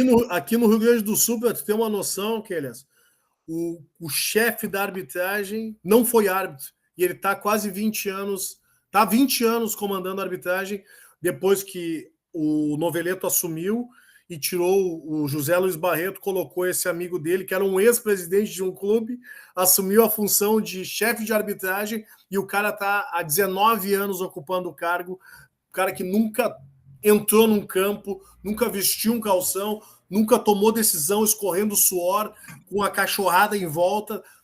Simplesmente um cara que era amigo do presidente, vai ocupar esse espaço e está ali eternamente, há 19 anos ocupando esse espaço. Então, para concluir, deixo para você, Márcio, como que a gente poderia, vamos dizer, tornar esse movimento mais orgânico, mais de confrontação realmente que nós precisamos, né? E não essa coisa, vamos dizer, pasteurizada e light aí, né? De parar antes do jogo, faz lá um sinal e tal, e fica tudo do mesmo jeito, né? Porque não se enfrenta, não se discute a raiz dos problemas que estão aí escancaradamente na gente. Então, eu deixo essa questão aí para você refletir, fique à vontade. mas é o que eu penso, né, que nós estamos realmente ainda muito distantes, né, de realmente constituir um movimento de fato, né, não só de resistência, mas de enfrentamento. Nós precisamos enfrentar, né, isso tudo que está aí. Um grande abraço aí, eu peço desculpa se eu tiver que sair daqui a pouco. Vai, Márcio. Um abração, tá? Prazer em ver você. Bom, eu penso que a única maneira de ter um movimento mais efetivo é buscando uma entrada através da CBF, né? Não tem outra alternativa. Porque senão vai ser... A gente vai ficar debatendo em grupos de estudos, grupos de pesquisas, mas não vão conseguir chegar... Nem que a gente vá batendo na porta, vai recebendo não. Vai recebendo não. Uma hora essa porta vai ter que abrir. Ela vai ter que abrir. Né? Tentar futricar espaços através da imprensa. Quem for dar entrevista, tipo assim, tiver a oportunidade de ser enfático e falar a situação, né? Não ficar melindrado. Bom, pode ser uma entrevista só, mas que essa entrevista só seja direcionada.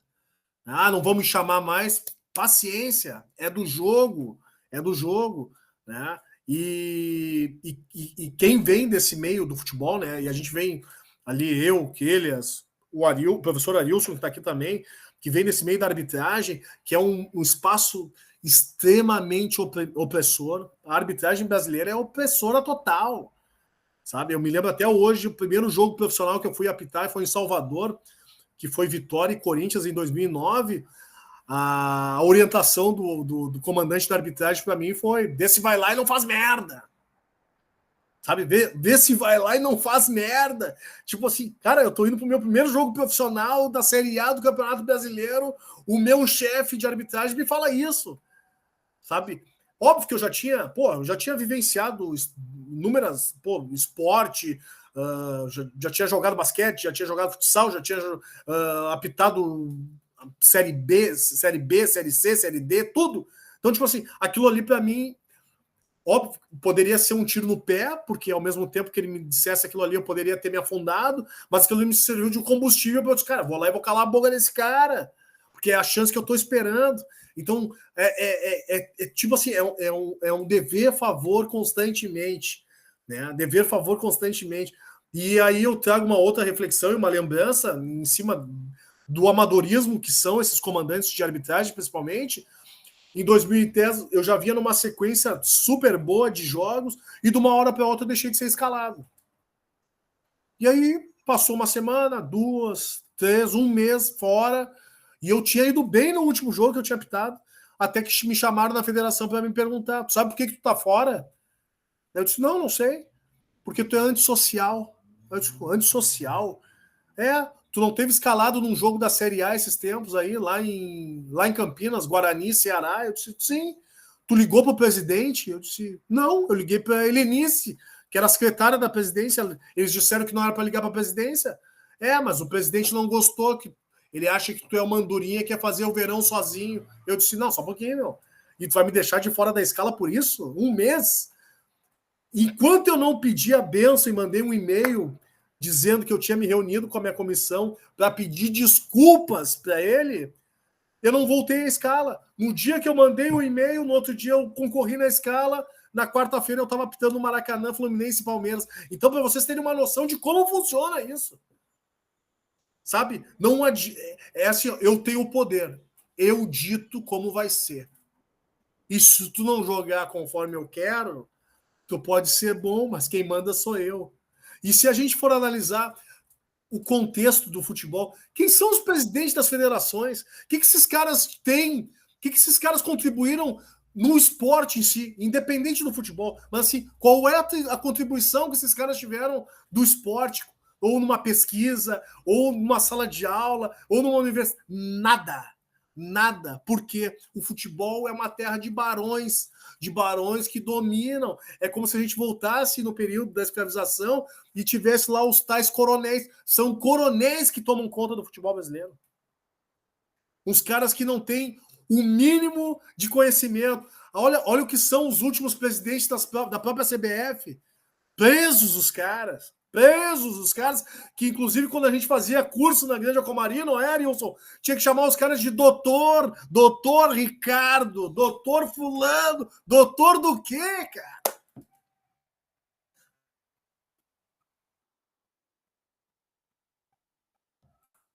Vilmar é o próximo inscrito, depois Marina. Boa noite a todos e a todas.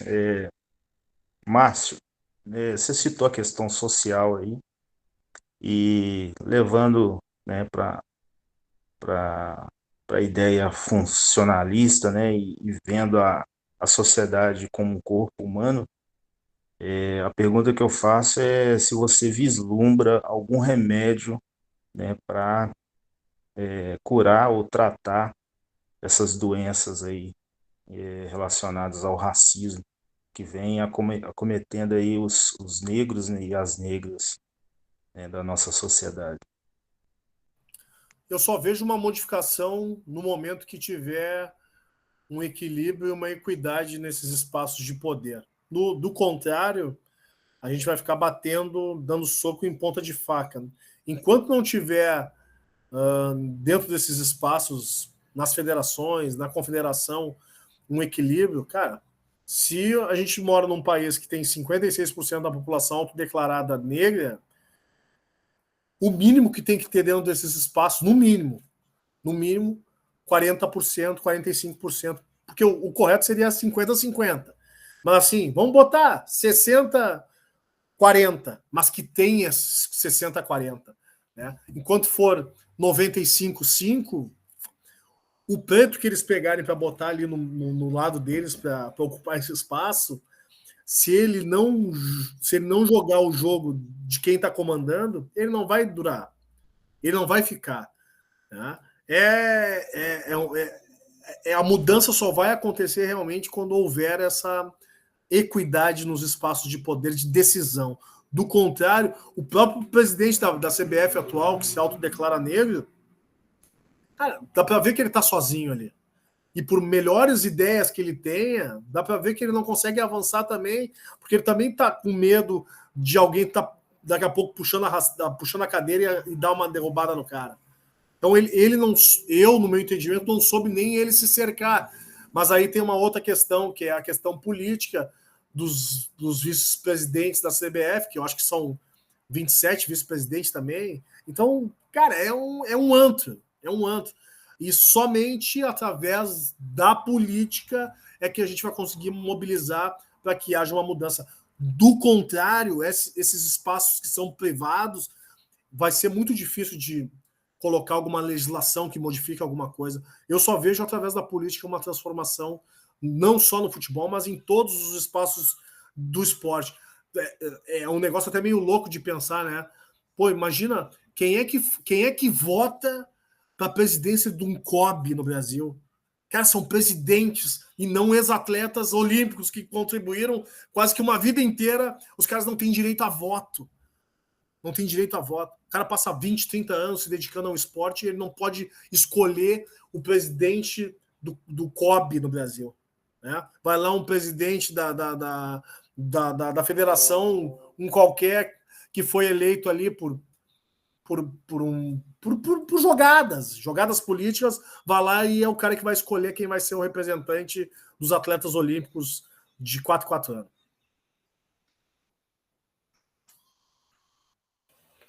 Marina? Beleza. Bom, Márcio, eu te agradecer também por ter topado conversar com a gente aqui, né? Bom, a minha questão, na verdade, ela envolve tudo isso que a gente já está conversando, e como você tocou bastante nessa questão aí da base, das categorias de base, eu queria, assim, se você pudesse contribuir um pouco a partir da sua experiência também, que eu não sei até que ponto também vai aí por esse lado, em relação às escolinhas, né? Porque eu tenho um trabalho com jogadores que se passam por essas questões, uma pesquisa, enfim, e recentemente eu consegui um campo de estágio, eu sou professora de psicologia, né? Consegui um campo de estágio para alguns alunos de psicologia numa escolinha de futebol, né? E aí todo esse dilema que a gente está falando aqui um pouco sobre ele, que é assim, nossa, eu gosto de futebol, mas o futebol é uma merda, né? Mas ao mesmo tempo eu preciso, assim, eu não compactuo muito, né, dessas relações que acontecem mesmo antes das categorias de base, enfim, que a gente sabe que essas escolinhas também elas se apresentam de um determinado modo que como se fossem escolinhas de um determinado clube, mas na verdade elas não são, elas têm alguns empresários, alguns agentes que mantêm elas ali e que, de um certo modo, o que elas recebem desses clubes é esse modus operandi empresarial, né, de funcionamento, né, em grande parte, né, não muito mais além disso. Nem a ajuda financeira ela é muito pouca, enfim. Né? E eu nesse ambiente lá, enfim, só para situar um pouco, né? Uma escolinha que tem cerca de 250 meninos, e aí isso já é um ponto que faz a gente questionar um pouco até que ponto os intuitos ali são de uma iniciação esportiva, né? Porque não tem meninas, não é uma escola para meninas. Era uma escola para meninos somente de 3 a 14 anos, né?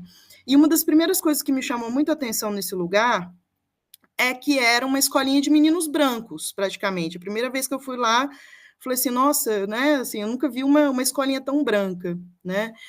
E, enfim, iniciamos o trabalho, um trabalho que também no início ainda, e não passou umas 2 reuniões de estágio que os rapazes, os estudantes de psicologia que estão lá, já trouxeram algo que a gente não conseguiu ainda aprofundar muito no que era, mas deles chegarem nessa escolinha e se depararem com a cena do treinador, que é um homem negro, né, falando sobre racismo com esses meninos, mas não falando no sentido educativo preventivo, no sentido que, assim, alguma coisa aconteceu ali que a gente não sabe o que é, e que esse treinador estava chamando a atenção desses meninos, né? O que, assim, é um mau sinal, mas é um bom sinal, porque eu acho que penso que há tempos atrás nem isso a gente veria, né? Assim, a gente não conseguiria perceber isso de um modo tão fácil. Enfim, eu estou trazendo essa situação justamente porque eu queria que você falasse um pouco sobre isso também, né? E esses meninos tão mais novos, que para eles são, é óbvio, né? Existe toda essa questão da iniciação esportiva, sim, da socialização, que é muito propagada, acho que mais ou menos no sentido do que você falou em relação à mídia também, mas que a gente sabe que na prática, ali no cotidiano, o que mantém aquela atividade ali, né, são outros intuitos. E eu não sei nem se isso é uma pergunta, isso é um problemão, né, para todos nós. Mas eu queria saber se você teria algo mais a falar sobre isso, né? Hoje, o que eu tenho observado, eu sempre digo assim, eu trabalhei muito em categoria de base, sabe? Até uns anos atrás eu até apitava ainda algumas decisões aí, e para mim eram jogos muito mais difíceis do que apitar jogo profissional, inclusive. Por quê? Porque havia uma pressão enorme vinda das arquibancadas, dos pais, empresários, parentes, porque todo mundo deposita a esperança naqueles meninos que estão ali, né? E, de certa forma, tem uma outra questão também de fisiológica, que são idades de autoafirmação, né? Então, todos acham que são mais homem do que o outro. Então, eles tentam se sobrepor o tempo inteiro uns sobre os outros, né? Com relação ao que tu citaste agora há pouco, é nítido que o futebol ele passa por esse processo de embranquecimento e automaticamente ele só está visando o lucro, não está visando mais formação, e nesse processo tudo é cobrado, né? Então o uniforme é cobrado, a mensalidade é cobrada, os jogos eles cobram dos meninos para que pague a arbitragem, e aí, cara, quem é pobre tem que ser extra classe para conseguir se manter. Do contrário, não joga. E há uma ideia, sim, há uma ideia de elitização, até porque os caras estão procurando hoje cada vez mais meninos brancos que tenham um passaporte europeu para facilitar nas transações futuras. Porque ele consegue transitar na Europa sem que ele seja um jogador estrangeiro, porque ele tem um passaporte que ele transita tranquilamente na Europa. Então, virou um negócio. É o que tu quer saber, virou um balcão de negócios, e quem está faturando são as pessoas que realmente estão lá investindo nos clubes, tendo um percentual, ou às vezes tendo uma determinada categoria, a categoria infantil dos 15 anos é do fulano. Tá? Ele vai botar o treinador dele lá, ele vai botar os jogadores dele lá e fim de papo. O juvenil é do Beltrano, é o Beltrano que vai gerenciar aquela categoria. O clube nada mais é do que uma fachada. Ele é uma fachada. Né? Só que esses empresários precisam desse clube porque são clubes que são filiados às federações. É isso, o futebol se tornou um negócio. Né? Quem não tiver dinheiro tem que ser extra classe. Do contrário, nós vamos ficar amargando, né, como a gente já vem amargando desde 2002, batendo na trave, porque não se tem mais aquela gana de chegar numa competição mundial de Copa do Mundo e ganhar o título. Cara, perdeu, chora o povo, e eu não estou dizendo que os jogadores têm essa responsabilidade também, mas assim, chora o povo e tá todo mundo faceiro, pegando a sua lancha, fazendo passeio e fim de papo. E paciência, vamos treinar para daqui 4 anos estar numa competição de novo, para os bobalhão lá no Brasil tá batendo palma, gastando, financiando passagem, financiando pacote para poder estar aqui no estádio, para fazer filmagem e dizer que teve na Copa do Mundo e fim de papo. Então, infelizmente, o futebol se tornou um balcão de negócios e eu não vejo uma alternativa e uma saída tão próximas, a não ser que haja, né, políticas públicas que atendam e voltem a ter, né, novamente os campos de várzea estruturados, né? Várzea, quando eu digo nas periferias, não precisa ser aquele campo de várzea terrão, mas campos nos espaços periféricos onde haja projetos sociais e automaticamente se busque esses talentos que a gente não está mais vendo nascerem no Brasil. Para fechar aí, o Adilson Bispo. Boa noite. Nilson, da Anunciação. Diga, meu amigo. Prazer estar participando aqui com você desse belo bate-papo, né? Aí eu vou até plagiar um pouco a Marina quando ela fez a exposição e disse: não sabia se era uma pergunta ou se era mais a questão de uma problemática imensa, mas assim, foi várias questões você trouxe, Márcio, muito bem. Você trouxe essa questão justamente desse espaço de poder do futebol que o negro não está presente, né? E nós participamos desse espaço, que é a arbitragem, né? No país como o Brasil, pouquíssimo. Eu fiz o levantamento quantos árbitros, de fato, a gente chegou no quadro nacional, aspirante, mas a gente chegou, ou mesmo da FIFA, né? Ou que teve alguma relevância no sentido, não importância, mas que trabalhou na Série A, como a gente sabe a importância que é. E a gente vê que cada vez, quando você para fazer essa reflexão, né, mesmo dentro da arbitragem, que seria, vamos dizer, dentro dessa engrenagem que é o negócio futebol, né, seria, vamos dizer assim, a situação menos que é menos valorizada, essa é a realidade, por todos os entes que compõem o futebol, inclusive quem administra o desporto, mas mesmo assim isso está presente. Aí você permeou para a questão dos atletas e a gente está aqui buscando como é que a gente sai dessa situação, né? E aí eu verifico o seguinte: a gente percebe o racismo como algo que a gente já percebeu como institucional, né? Ele está presente nas diversas instituições, seja na imprensa, seja nos clubes, seja na própria CBF. Até falou no instante aí do presidente Reinaldo Rodrigues, se declarou esse ano negro, e eu sou aqui de Salvador, ele é da Bahia, ele foi meu presidente aqui da federação, eu também como surpresa, porque eu conheço há 25 anos, ele nunca se declarou como negro, né? E mesmo aqui em Salvador, aqui da Bahia, ele se declarou agora, né? Espero que nunca seja tarde, né? Mas como a gente não fica em cima do muro, foi mais um ato de oportunismo, né, do momento. Tanto é que dessa situação eu não vejo sair algo estrutural dentro da própria questão da CBF nesse sentido, porque ele é da mesma política que você viveu aí com o seu problema, com o Noveleto e com a Federação Gaúcha, de sempre tentar desqualificar ou desconsiderar as questões importantes relacionadas às pessoas, e sim pensando nos clubes, nos amigos, e naquelas pessoas que acabam fazendo com que esse ciclo se perpetue, que são eles que votam, como você colocou muito bem. Mas, meu amigo, minha questão é a seguinte: depois de tudo que foi dito aqui, a gente percebeu explicitamente ou implicitamente que vai tudo desaguar na educação, né? Desde a questão da preparação, desde uma família, desde que essas pessoas negras se entendam, se reconheçam como tal e reconheçam essa problemática. Você foi um privilegiado. Na sua fala inicial, você falou que isso em sua casa, seu pai, né, principalmente você exaltou, nunca deixou de deixar você a par da realidade que lhe esperava, que lhe cercava e que acontece no nosso Brasil. Mas isso não é, infelizmente, eu sou professor de educação básica e cada vez mais percebo uma alienação desse processo.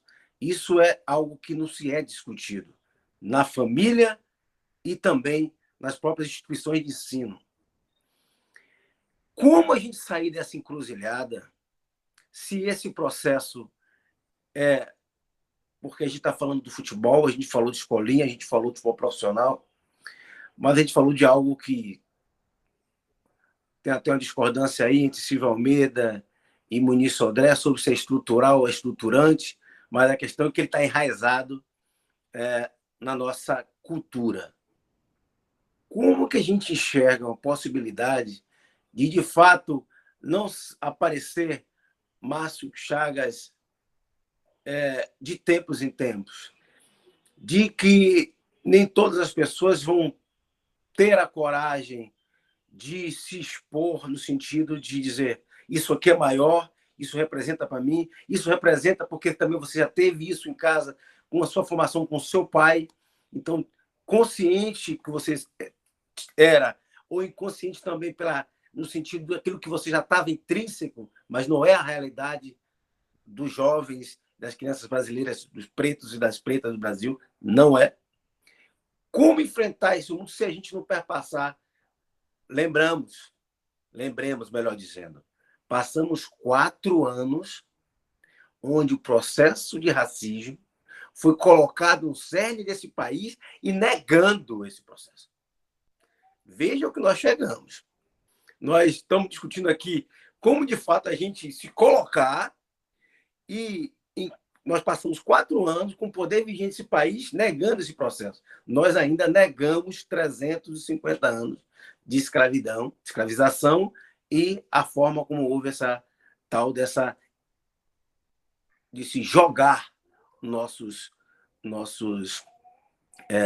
descendentes aí nas ruas e nas favelas, que foi o que aconteceu. Como a gente sair dessa situação com esse processo educacional que se encontra brasileiro, com essa falta de assumir enquanto povo, enquanto nação, de que o racismo ele está presente e que ele é um problema nacional? A Lei 10.639 é a única maneira que a gente tem para começar a ser inserido dentro das escolas e tratar, né, colocar em evidência a contribuição, né, dos povos africanos que para cá foram arrancados do continente africano e trazidos para cá. Enquanto não tiver essa valorização e colocar isso através da educação básica escolar, né, enxergar que a contribuição da negritude ela foi de suma importância para o desenvolvimento do nosso país, vai continuar sendo negado, né? A gente vai continuar sendo taxado como chato, né? Que é o que normalmente os caras tentam dizer quando a gente aborda essa temática, né? Num espaço onde não se quer discutir e não se quer enxergar o quanto essa mazela histórica no nosso país ela nos atrasa como povo, e ela nos atrasa como povo. Eu não tenho nada a ver com isso, porque isso aconteceu. Não pode, de repente, tu não tenha nada a ver com isso hoje, mas tu tem um benefício, um privilégio histórico do que aconteceu lá atrás. E enquanto não houver uma reparação histórica e essa população autodeclarada, mais de 56% da população brasileira não estiver de forma uniforme nos espaços, a gente não vai conseguir evoluir, né? Não é o... Esses anos atrás teve uns conhecidos aqui que disseram: vocês já estão no futebol, vocês já estão não sei aonde, vocês querem estar em tudo. Tipo assim, é como se nós, negros, tivéssemos lugares específicos para ocupar. Vocês estão no esporte, vocês estão na arte, na cultura, tá bom para vocês. Tá bom para vocês. Né? E aqui eu faço uma indagação a todos. Cara, eu vou fazer 47 anos no mês que vem. Eu me lembro de ter sido atendido por uma médica negra na minha vida quando eu era criança. Isso não pode ser normal. Né? Então, quando me perguntam assim, tu é favorável às políticas afirmativas, cotas? Eu sou. Eu sou porque é uma das tentativas de buscar um equilíbrio, né, num processo histórico que nos negou basicamente tudo. Né? Então, quando as pessoas elas perguntam, eu sou enfático e digo, eu sou favorável, sim. Não somos todos iguais e não queremos ser todos iguais. Nós somos diferentes, mas queremos que os direitos sejam iguais para todos, para todos.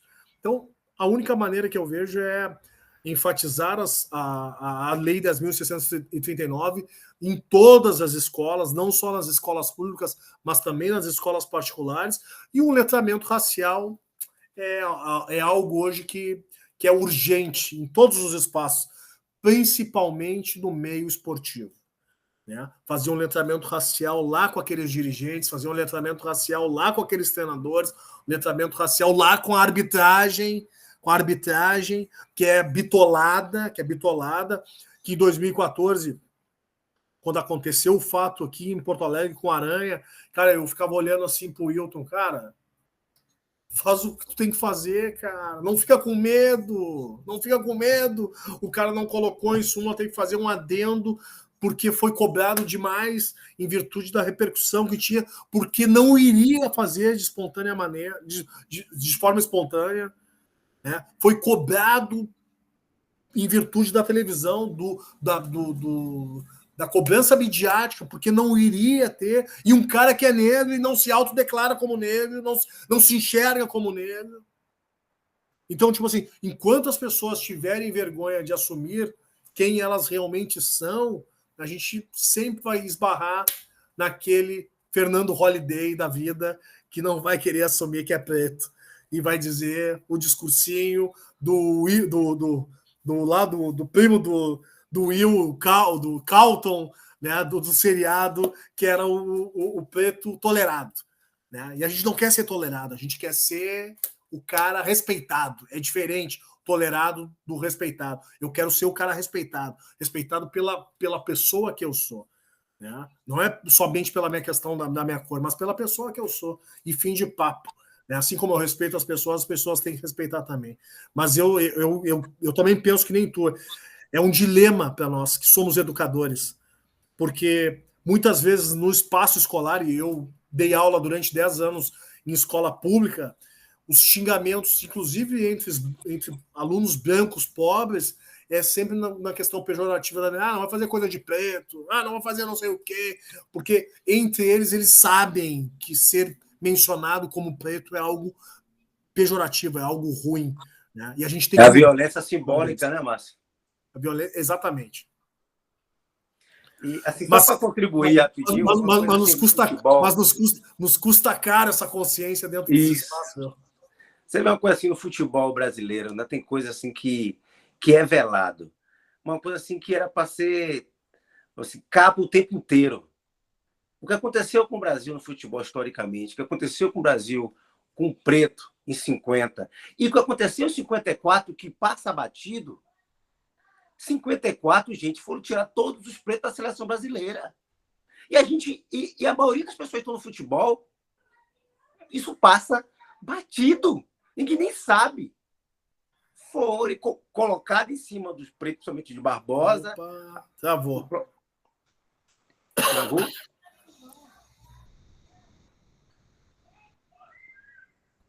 Oi, oi, oi. Opa! Aí. Tu estava em 54. De volta para o futuro. De Para volta... mostrar que é uma coisa que foi silenciado para a gente do futebol, que a seleção de 54 foi retirado todos os pretos e foi levado para a seleção de 54 em virtude do, entre aspas, fracasso de 50, uma seleção com esse propósito. E nós do futebol não falamos disso. Quem está no futebol não conhece isso. Né? E ironia do destino, que chega a 58, acontece o que aconteceu. Aparece o cara. Né? Mas, se a seleção de 54 tivesse tido sucesso, entendeu? Os pretos não vão jogar nunca na seleção. E isso perpassou e perpassa esse período todo, sem muita gente do futebol sequer mencionar e colocar esse fato, que foi gritante, né? E coincidência do destino, né? Quando a gente pega aquele livro O Negro no Futebol Brasileiro, de Mário Filho, que ele escreveu em 47, viu o problema que aconteceu em 50 e o que aconteceu em 54, e ali ele pregava o que no livro? Em relação à nossa hipocrisia nacional, né? Em relação ao racismo. É que está todo mundo inserido, o negro estava inserido na sociedade. Né? E no dia do destino acontece. Ele lança o livro em 47, depois acontece isso em 50, e depois ele relança a segunda edição, e mesmo assim ele continua com a tal famigerada democracia racial. Né? E mesmo depois do problema de 54, ele insistiu na segunda edição, ele não voltou atrás.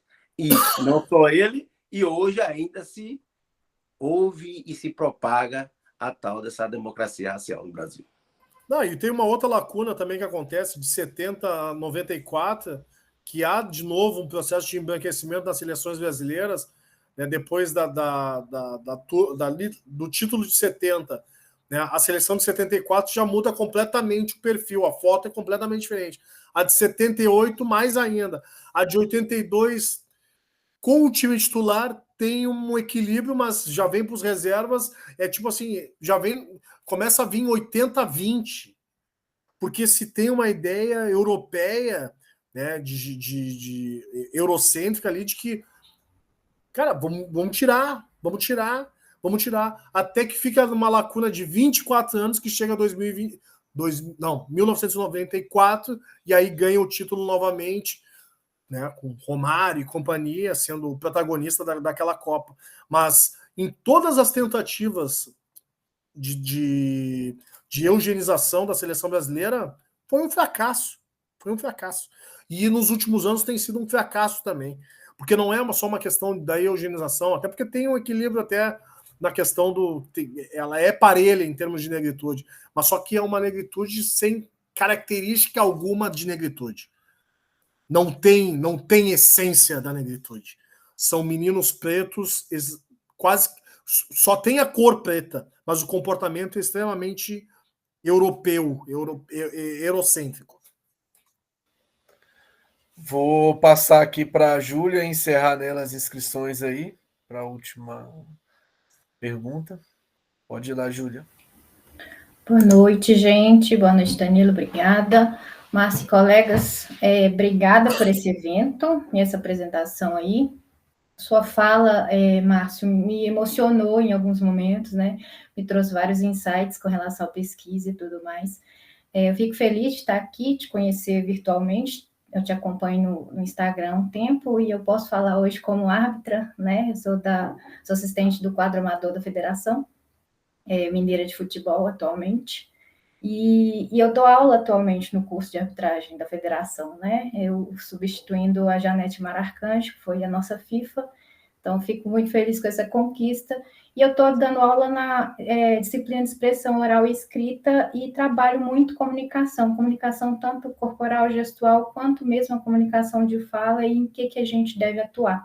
Às vezes eu me sinto um pouco sozinha aqui, de certa forma, só a parte de direito desportivo e a minha parte de comunicação, que a gente trabalha em cima desses comentários mesmo do que deve ser de procedimento, né? O que a gente deve relatar em súmula, denunciando esses casos, ou de racismo, ou de homofobia, e eu sempre ressalto aos alunos e às alunas, né, sobre a importância de eles se posicionarem dentro de campo contra esse tipo de caso, né, contra racismo, homofobia, e entrar na luta também contra o machismo junto com a gente, que é mulher, né, para a gente cortar isso desde o princípio, essas atitudes. E a gente sabe que existe também esse medo, esse receio de denúncia, né, de agir, né, porque eles ficam meio receosos, às vezes, de falar, não saber como chegar na comissão, em que momento tem que relatar, tem que fazer boletim de ocorrência, etc. Mas o que eu percebo, assim, nas minhas atuações é que o problema, como você ressaltou, está muito mais nas categorias de base, né, no profissional, do que, por exemplo, no amador em relação a esse tipo de caso, né? Pais e mães de atletas, famílias de atletas, eles não costumam dar exemplo nenhum, né? No futebol amador, a gente tem um pouco menos, eu não sei se pelo receio dos próprios árbitros de relatarem, de fingir que não houve, a gente tem muito mais problema de violência no futebol amador do que esses casos de racismo. Mas aí eu queria saber de você, se você já atuou em algum momento nas escolas, por exemplo, você já deu aula em escola pública, se você já teve algum trabalho de prevenção em relação a, dentro do futebol mesmo, com relação à arbitragem, algum projeto específico sobre isso que você pudesse introduzir em escolinhas dos clubes, né, escolinhas de formação de atletas, na própria escola de educação básica, ou se realmente eles também não dão abertura para a gente entrar nisso, né? Sempre vai ter esse problema aí da gente esbarrar no direcionamento de técnicos, de dirigentes, para abafar esse tipo de caso, se a gente não vai ter uma abertura de um cunho educacional, assim, educativo, né, dentro desses projetos. E porque a gente, como eu falei, né, você acabou de citar aí, a repercussão gera insegurança nos árbitros, né, por essas medidas tomadas posteriormente. E eu até te peço uma sugestão de como trabalhar isso com os árbitros, né, dentro da federação, não se sentindo também sozinha nessa luta, que é muito maior do que a gente imagina. Obrigada. Bom, na realidade, os clubes, dependendo do interesse, eles abrem as portas para que aconteça o debate. Né? Quando está muito efervescente, assim, aqui no Sul, a dupla Grenal, principalmente, ela busca. Né? Eu já palestrei tanto no Grêmio como no Inter. O Marcelo Carvalho, que também é daqui do Observatório, já palestrou tanto no Grêmio como no Inter, nas categorias de base. Profissional, raramente eles abrem o espaço. Né? E aí eu acho que é uma questão de blindagem com os próprios empresários, de que eu acredito que daqui a pouco os caras são adultos, não precisam de uma informação que possa contribuir. Né? Eu penso que uma das maneiras, para quem está dentro das federações, né, trabalhando nesses cursos, eu sou proibido de entrar na Federação Gaúcha de Futebol, desde que eu fiz a denúncia, então eu não entro há 9 anos, desde 2014, quando eu fiz a denúncia. Por incrível que pareça, eu sou proibido, não sou persona não grata naquele espaço. Né? Mas a ideia é, se tem bom trânsito, pelo menos consegue dialogar, propor. Né? Propor. Ainda mais que o assunto está em alta. Tipo assim, cara, a gente precisa conversar sobre isso. Até para preparar os nossos árbitros quando acontecer uma situação dessas. Porque se acontecer e os caras não tomarem uma providência, ou não, pelo menos, tiverem um mínimo de conhecimento, cara, a imprensa, ou daqui a pouco alguém que filmou, vai dar um pau e vai botar no da comissão, que a comissão foi omissa, que a comissão não abordou, que a comissão não preparou. Então, eu penso que quem está trabalhando junto com as federações, junto com as comissões de arbitragem, é um assunto que tem que ter uma aula específica para abordagem desse assunto. Né? Tem que ter lá no curso de formação, tem que ter uma aula, né, específica para esse tipo de assunto. Lances se busca aos montes na internet, né? Assim como nas pré-temporadas tem que abordar o assunto também. Então tem que estar o tempo inteiro batendo na tecla. né? Óbvio que não precisa ser toda semana, mas, tipo assim, reforçar, preparar. Ó, quando acontecer, o procedimento é esse. Então, montar, inclusive, uma cartilha de como as coisas vão ser, como vai ser tomada a decisão a partir de um caso de racismo, ou até mesmo de uma denúncia de um jogador. Porque daqui a pouco tu não ouviu, né? Mas um jogador tá dizendo, ó, cara, o cara tá me xingando, tá te xingando, beleza, então nós vamos parar o jogo, vou chamar o policiamento, nós vamos fazer a ocorrência policial aqui, tu vai manter a denúncia, eu tô contigo, eu tô acreditando no que tu tá me dizendo, né? Porque daí também tu passa essa responsabilidade para os atletas, que é uma questão de conscientização. Não é o falar por falar, banalizar a situação. Tipo assim, dizer pro cara, tu tá fazendo uma denúncia, tu tá fazendo uma afirmação. Vai bancar? Tô contigo, vou lá e vou fazer junto contigo, né? Por mais que eu não tenha escutado, mas no final do jogo, esse atleta que tu tá denunciando, ele vai para a delegacia local, lá o GCRIM, e vai prestar o depoimento. E é assim que as coisas, eu penso que aconteçam. Eu não tenho nenhum projeto com relação a... Eu palestro muito em escola. Eu acredito que esse tipo de debate ele tem que ser construído dentro das escolas também, né? Agora, direcionado ao esporte e especificamente ao futebol, eu não tenho nenhum projeto direcionado para essa modalidade específica. Agora, tu até me deu uma ideia de propor e montar alguma coisa que, de repente, eu consiga.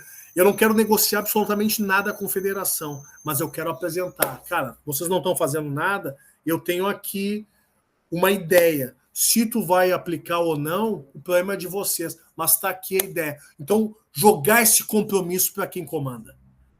Jogar o compromisso. Eu estou te trazendo ideias. Agora, se vai colocar em prática ou não, aí é com vocês. Excelente, pode contar comigo. Obrigadão. É isso, agradecer aí ao Márcio, a participação de todos e todas aí. Márcio, muito obrigado desde lá do seu aceite, viu? Agradecer por essa partida, acho que esse momento foi riquíssimo para os presentes aqui. E assim, deixar as portas de comunicação abertas. Eu já até te fiz um outro convite lá para escrever com a gente no Ludopédio, na coluna que a gente está trazendo de novo sobre futebol e negritude. E eu acho que foi um espaço muito proveitoso e, assim, te falar que daqui a algum período o GFUT vai te convidar novamente para a gente fazer um segundo tempo desse bate-papo aqui, foi muito bacana. E aí, no mais, é te agradecer mesmo e te parabenizar aí pela sua luta. E assim, você não está sozinho, é um homem, como eu falei, né, um homem negro no movimento. E é isso, te agradecer em nome de todo o grupo de pesquisa aqui. Muito obrigado. Pô, eu agradeço o convite, desejo a todos uma boa semana, né? E na realidade é uma troca. Eu acho que nós somos agentes transformadores num processo tão conservador que é esse ambiente do futebol. Então a gente está tendo esse compromisso de pensar de uma maneira além das quatro linhas.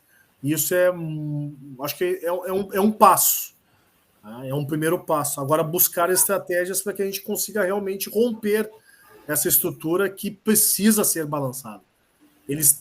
Assim, tá muito cômodo para quem está comandando. Porque os caras parece que, cara, eu tô blindado, não tem ninguém. Esse ano, inclusive, eu cheguei a conversar com o Marcelo Carvalho por aqui, de montar uma chapa para concorrer na presidência da Federação Gaúcha, uma chapa só com preto. Só preto. Sabe? Tipo assim, a gente sabe que não vai ganhar no primeiro momento, mas cria o fato político. E é o fato. Tipo assim, cara, que esses negrão estão querendo chegar também.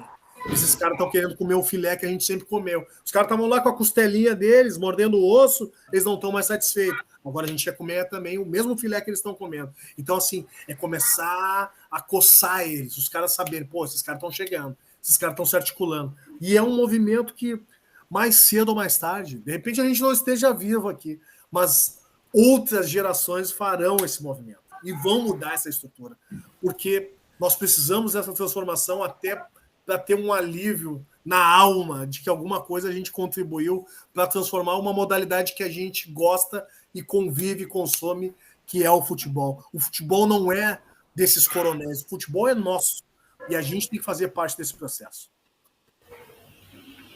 Obrigado, Márcio. Muito bom. Obrigado a todos que estiveram aqui presentes, tá?